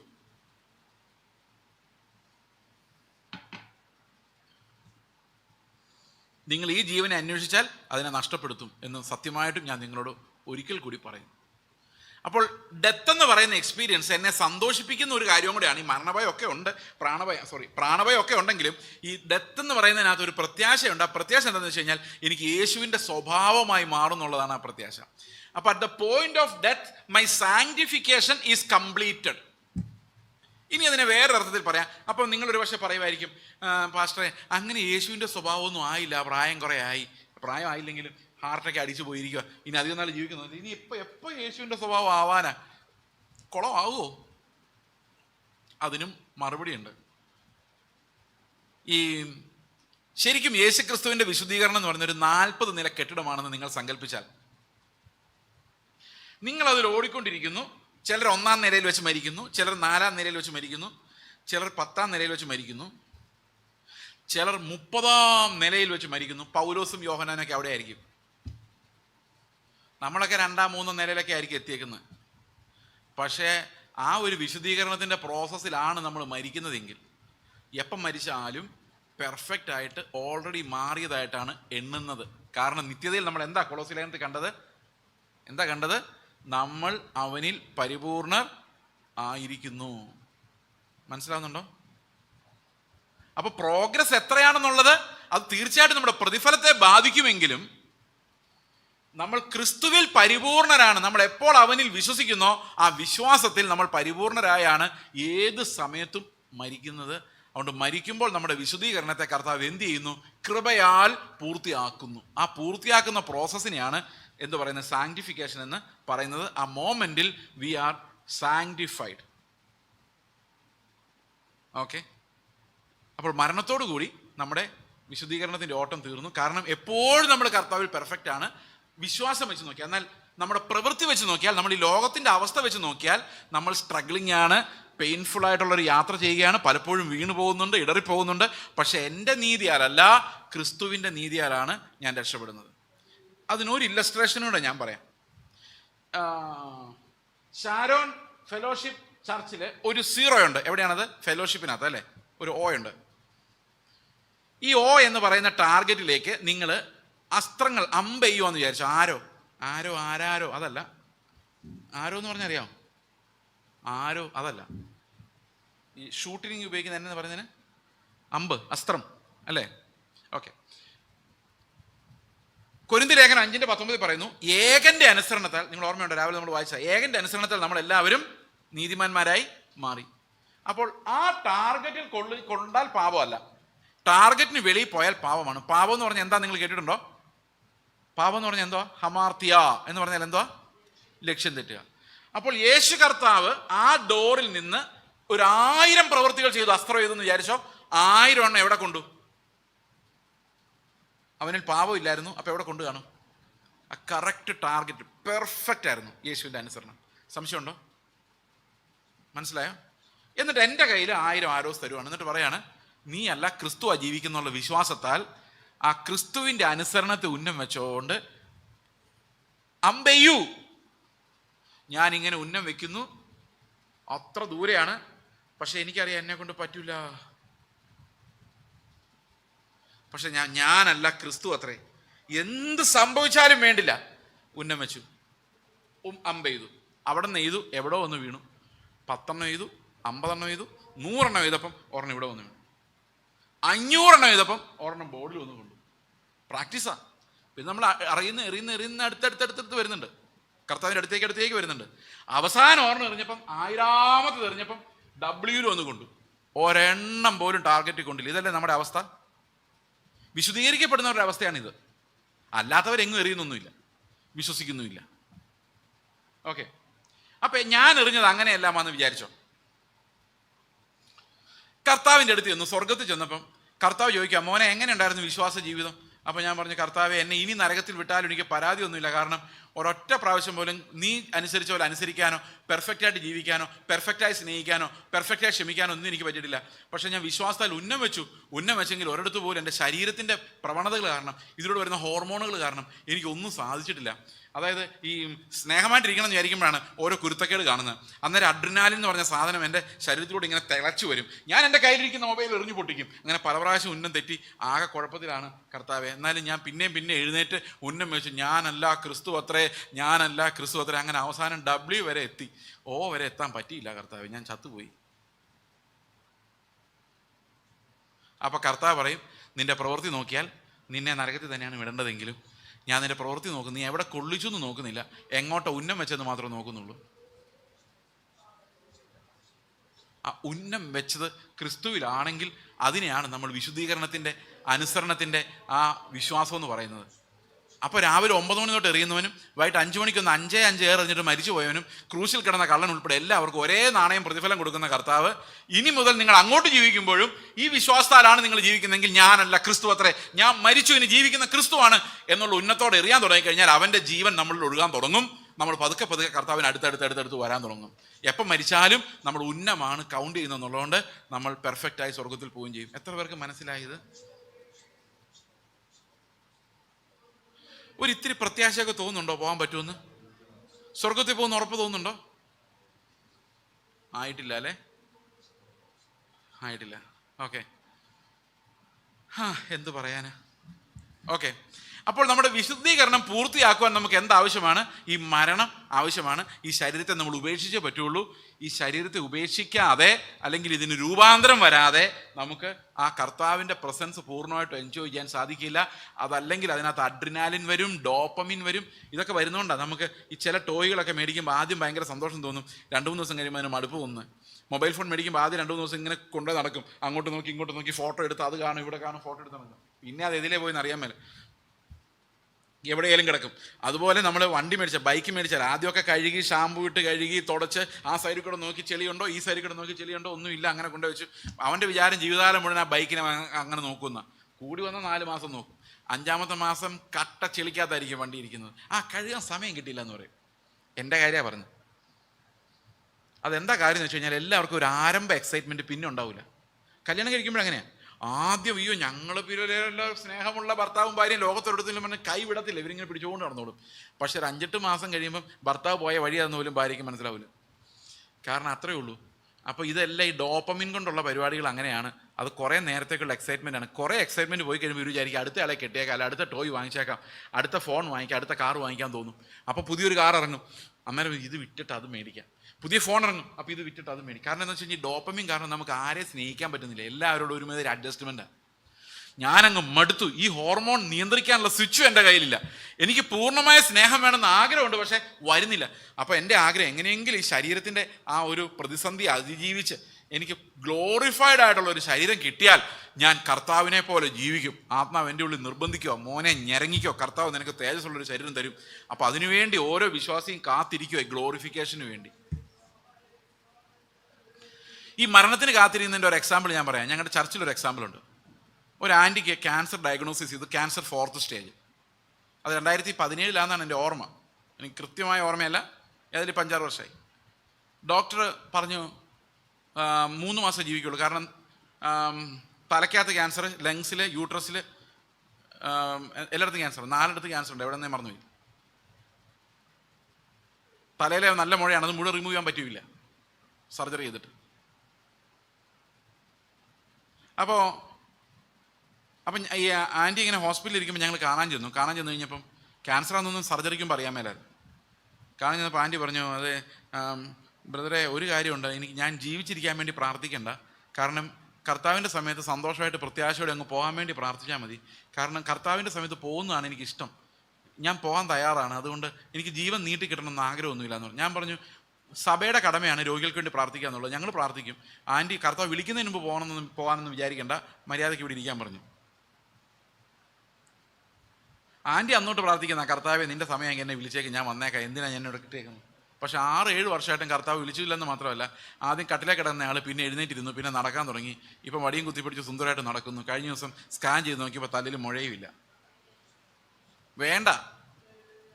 പക്ഷേ എത്ര നാളാ ഇനി എപ്പോഴെങ്കിലും മരിക്കുമല്ലോ, മരിക്കാതെ അന്ത്യകാലം വരെ ജീവിക്കൊന്നുമില്ലല്ലോ. പക്ഷെ അതിനിടയിൽ പ്രോസ്പെരിറ്റി ചർച്ച് ഇപ്പൊ ക്യാൻസർ മാറുന്നു, ഇതാ വിട്ടുപോയിരിക്കുന്നു എന്നും പറഞ്ഞ് ബഹളം വെച്ച ഒത്തിരി പേര് അതിനിടയിൽ മരിച്ചുപോയി. ഞങ്ങളുടെ അടുത്ത് ഒരു പ്രവാചകന്റെ ഭാര്യയ്ക്ക് ഇതുപോലെ സംഭവിച്ചു. പുള്ളിക്കാരിക്ക് എന്ത് ചെയ്താൽ ക്യാൻസർ മാറുന്നില്ല. പ്രവാചകൻ പറഞ്ഞു, നിനക്ക് വിശ്വാസം ഇല്ലാത്തതുകൊണ്ടാണ്. അവസാന പാവം സഹോദരി വിശ്വാസം ഇല്ലാത്തവരെ പോലെ ജീവിച്ചു. കാരണം വിശ്വാസം ഇല്ലല്ലോ. വിശ്വാസം ഉണ്ടെങ്കിൽ ഇത് സൗഖ്യമാകേണ്ടതല്ലേ. എന്നാൽ ഇവിടുത്തെ വിശ്വാസം അതല്ലായിരുന്നു. നിത്യമായ തേജസ് എനിക്ക് വേണ്ടി കർത്താവ് വെച്ചിരിക്കുന്നതുകൊണ്ട് മരണത്തെ എനിക്ക് പേടിയില്ല എന്നുള്ളതായിരുന്നു. ആ വിശ്വാസം എടുത്ത് മാറ്റിയിട്ട് ക്യാൻസർ മാറുമെന്നുള്ളൊരു വിശ്വാസത്തിലേക്ക് നമ്മളെ കൊണ്ട് മാറിയിട്ട് എന്നാ കാണിക്കാനാ, പിന്നെ ഇത് വരും. ഒരു കഥ കൂടെ പറയാം. പ്രത്യാശയില്ലാത്ത ജനമായിട്ട് നമ്മൾ മാറിയത് എങ്ങനെയാണ്. ഖത്തറിലെ ഒരു സഹോദരി എന്നെ ഒരു ദിവസം ഫോൺ ചെയ്തു. ആ സഹോദരി പറഞ്ഞു, ഞങ്ങളുടെ ചർച്ചിലൊരു സംഭവം നടന്ന് പറയാൻ വേണ്ടിയാണ്. ഞാൻ ചോദിച്ചു, എന്താ? ഞങ്ങളുടെ ചർച്ചിൽ ഒരു ആൻറ്റി വളരെ സീരിയസ് ആയിട്ട് ഈ പാലിയേറ്റീവ് കെയറിലാണ്, ക്യാൻസറായിട്ട്. അപ്പോൾ അവരെ കാണാൻ പോകണമെന്നൊരു ആഗ്രഹം തോന്നി. അപ്പോൾ പാസ്റ്ററോട് ഇവർ പറഞ്ഞു, ഞങ്ങളൊന്ന് കാണാൻ പോയിക്കോട്ടെ, എന്തെങ്കിലും കുഴപ്പമുണ്ടോ, അവർ ധൈര്യത്തോടെ ഇരിക്കുവാണോ, നമ്മൾ ചെല്ലുമ്പോൾ അവരെ സ്വീകരിക്കുമോ എന്നൊക്കെ ചോദിച്ചു. പാസ്റ്റർ ഇല്ല, അവർ ഭയങ്കര വിശ്വാസത്തില്ല, ധൈര്യമായിട്ട് പോകണം പറഞ്ഞു. അവരും കൂടെ വരാമെന്ന് പറഞ്ഞു. അപ്പോൾ അവരെല്ലാവരും കൂടെ ഈ ക്യാൻസർ പേഷ്യൻറ്റിനെ കാണാൻ വേണ്ടി പോയി. അപ്പോൾ ഈ പേഷ്യൻ്റ് ഇങ്ങനെ കിടക്കുകയാണ്, ചിരിച്ചു സ്വീകരിച്ചു. അപ്പോൾ ഈ സഹോദരനും ഭാര്യയും ഭർത്താവുണ്ട്. അവരെന്ന് പറഞ്ഞു, സഹോദരി ഒന്നുകൊണ്ട് വിഷമിക്കേണ്ട, എല്ലാം നമ്മുടെ കർത്താവിൻ്റെ ഡിസിഷനാണ്. ഇപ്പം സഹോദരിയാണോ ഞാനാണോ ആദ്യം മരിക്കുന്ന പോലും അറിയത്തില്ലല്ലോ. നമുക്ക് എന്തായാലും കർത്താവിൻ്റെ അടുത്ത് പോകാതിരിക്കാൻ പറ്റുമോ? കാരണം കർത്താവ് വിളിച്ചാൽ പോയല്ലേ പറ്റുള്ളൂ. നിത്യജീവൻ നമുക്കുണ്ട്, ധൈര്യമായിട്ടിരിക്കും, നമ്മൾ കർത്താവിൻ്റെ അടുത്തെങ്കിലും കാണാമെന്ന് പറഞ്ഞപ്പം ഈ പാസ്റ്റർ ചൂടായി. പാസ്റ്റർ പറഞ്ഞു, അവർക്ക് ആകെയുള്ള വിശ്വാസം കൊണ്ട് നിങ്ങൾ ഇല്ലാതാക്കി കളയുവാണോ എന്ന്. മനസ്സിലായോ എന്തെങ്കിലും? പിന്നെ ചോദിച്ചപ്പോഴാണ് മനസ്സിലായത്, ഈ സഹോദരി അവസാന മോമെൻറ്റിൽ ഞാൻ എഴുന്നേറ്റ് വരുമെന്നാണ് വിശ്വസിച്ചുകൊണ്ടിരിക്കുന്നത്. മരിക്കുന്ന കാര്യത്തിന് പ്രിപ്പയർഡ് അല്ലായിരുന്നു. അപ്പോൾ സത്യം പറഞ്ഞാൽ നിത്യതയെക്കുറിച്ച് ചുമ്മാ ഇരിക്കുന്ന ഒരാളോട് സ്വർഗത്തിൽ പോകാൻ ഒരുങ്ങിക്കോളാൻ പറഞ്ഞാൽ അവൻ്റെ ഉള്ളിലൊരു കിടിലമാണ്. ഞാൻ തട്ടിപ്പോകുന്നാണോ പാസ്റ്ററെ പറയുന്നതെന്ന്. കാരണം ആ പ്രത്യാശ എന്ന് പറയുന്ന സാധനം തന്നെ ഡിസപ്പിയർ ചെയ്തിരിക്കുകയാണ്. എങ്ങനെ നമ്മൾ മരണത്തെ നേരിടുന്നു? നമ്മൾ ഈ മരണത്തെക്കുറിച്ച് എത്ര പഠിച്ചാലും മരണത്തെ നേരിടാനുള്ള കപ്പാസിറ്റി ഇല്ലെങ്കിൽ ഈ പഠിക്കുന്നതെല്ലാം നമുക്ക് രാത്രി കിടക്കുമ്പോൾ ഞെട്ടി എഴുന്നേക്കാനുള്ള പേസ്വപ്നങ്ങളായിട്ട് വരുള്ളൂ. അപ്പോൾ നമുക്ക് ഈ മരണത്തെക്കുറിച്ച് പഠിക്കുമ്പം ഇതിനെ നേരിടാനുള്ള ധൈര്യവും കൂടെ ഇല്ലെങ്കിൽ അപ്പൊ ഈ മരണത്തെക്കുറിച്ച് നമ്മൾ എന്തിനാ പഠിക്കുന്നത്? ധൈര്യത്തോടെ നേരിടാൻ വേണ്ടിയാണ്. അപ്പൊ ഈ മരണം നമ്മുടെ മുമ്പിലുള്ളത് നമ്മളെ വിശുദ്ധീകരിക്കാൻ കാരണമാണ്, നമ്മുടെ മനസ്സിനെ ആത്മാവുമായിട്ട് ബന്ധിപ്പിക്കാൻ കാരണമാണ്. അപ്പൊ നമ്മൾ ഓരോ നിമിഷവും ആലോചിക്കണം, ഈ മുമ്പോട്ട് പോകുന്തോറും എൻ്റെ മൈൻഡ് എന്തിനോട് ചേർന്ന് വരണം? പൂർണ്ണ പ്രതിഫലം പ്രാപിക്കുവാൻ തക്കവണ്ണം. കർത്താവ് നമുക്ക് തന്നിരിക്കുന്ന പൂർണ്ണ പ്രതിഫലം നമുക്ക് ലഭിക്കുവാൻ എന്ത് ചെയ്യണം? നമ്മുടെ മുമ്പിൽ വെച്ചിരിക്കുന്ന ഓട്ടം സ്ഥിരതയോടെ ഓടി നമ്മുടെ മൈൻഡ് ശരീരവുമായിട്ട് ആത്മാവുമായിട്ട് യോജിക്കുന്ന രീതിയിൽ പൂർണ്ണമായും ക്രിസ്തുവിൻ്റെ സ്വഭാവമുള്ളവരായി നമ്മൾ രൂപാന്തരപ്പെടാൻ വേണ്ടി നമ്മൾ ഓടിക്കൊണ്ടിരിക്കണം. ബൈബിളിൽ ഒരിടത്തും പറയുന്നില്ല സ്വർഗം കിട്ടാൻ വേണ്ടി കഠിനാധ്വാനം ചെയ്യാനോ ഓടാനോ ഒന്നും പറയുന്നില്ല. അവിടെ എല്ലാം പറയുന്നത് ക്രിസ്തുവിനെ നേടാൻ വേണ്ടി, അവൻ്റെ തേജസ് ലഭിക്കാൻ വേണ്ടി, ശരീരത്തിൻ്റെ വീണ്ടെടുപ്പിനായി നോക്കിക്കൊണ്ടിരിക്കാനാണ് പറയുന്നത്. നമുക്ക് തേജസ്കരിക്കപ്പെട്ടൊരു ശരീരം കിട്ടാനും പുനരുത്ഥാനത്തിൽ കർത്താവിനോടുകൂടെ എൻജോയ് ചെയ്യുവാനും അവൻ്റെ സ്വഭാവമുള്ളവരായി മാറാനും വേണ്ടിയാണ് സഭ, കൂട്ടായ്മ. അതിനുവേണ്ടിയാണ് കർത്താവ് മരണം എന്ന ഡിസിപ്ലിനറി ഫോഴ്സിനെ വെച്ചിരിക്കുന്നത്. അതൊരു ബാലശിക്ഷയാണ്. നമ്മളെ ട്രെയിൻ ചെയ്യുവാൻ ഈ മരണം എന്ന വടി ആവശ്യമാണ്. ദൈവം നിങ്ങളെല്ലാവരും സഹായിക്കുമാറാകട്ടെ. ധൈര്യത്തോടെ നമ്മുടെ ജീവിതത്തെ നേരിടാനുള്ള ശക്തി ദൈവം നമുക്ക് നൽകട്ടെ. ജീവിക്കുന്നത് ഞാനല്ല, ക്രിസ്തു അത്രേ എന്നിൽ വസിക്കുന്നത്. നമുക്ക് പ്രാർത്ഥിക്കാം. ഞങ്ങളുടെ സ്വർഗസ്ഥ പിതാവേ, അങ്ങയുടെ പുത്രനിലൂടെ ഞങ്ങൾക്കന്ന് നിത്യജീവനായി സ്വർഗത്തിലേക്ക് ഏത് സമയത്തും ധൈര്യമായി കടന്നു ചെല്ലാനുള്ള അവകാശത്തിനായി ഒരിക്കൽ ഞങ്ങൾ ശരീരത്തോടെ, തേജസ്കരിക്കപ്പെട്ട ശരീരത്തോടെ അവിടുത്തെ മുമ്പിൽ നിൽക്കുമെന്ന് ധൈര്യത്തോടെ ഞങ്ങൾ കൺഫസ് ചെയ്യുന്ന കർത്താവേ, കാരണം ഞങ്ങളിൽ വസിക്കുന്ന ക്രിസ്തുവാണ്. നിത്യമായി ജീവിക്കുന്ന കർത്താവിൻ്റെ ജീവനാൽ ഞങ്ങളെ ജീവിപ്പിച്ചതിനായി, മരണത്തെ തോൽപ്പിച്ചതിനായി ഞങ്ങൾ നന്ദിയോടെ അങ്ങ് സ്തുതിക്കുന്നു. കർത്താവായ യേശു ക്രിസ്തുവിൻ്റെ നാമത്തിൽ തന്നെ ആമേൻ.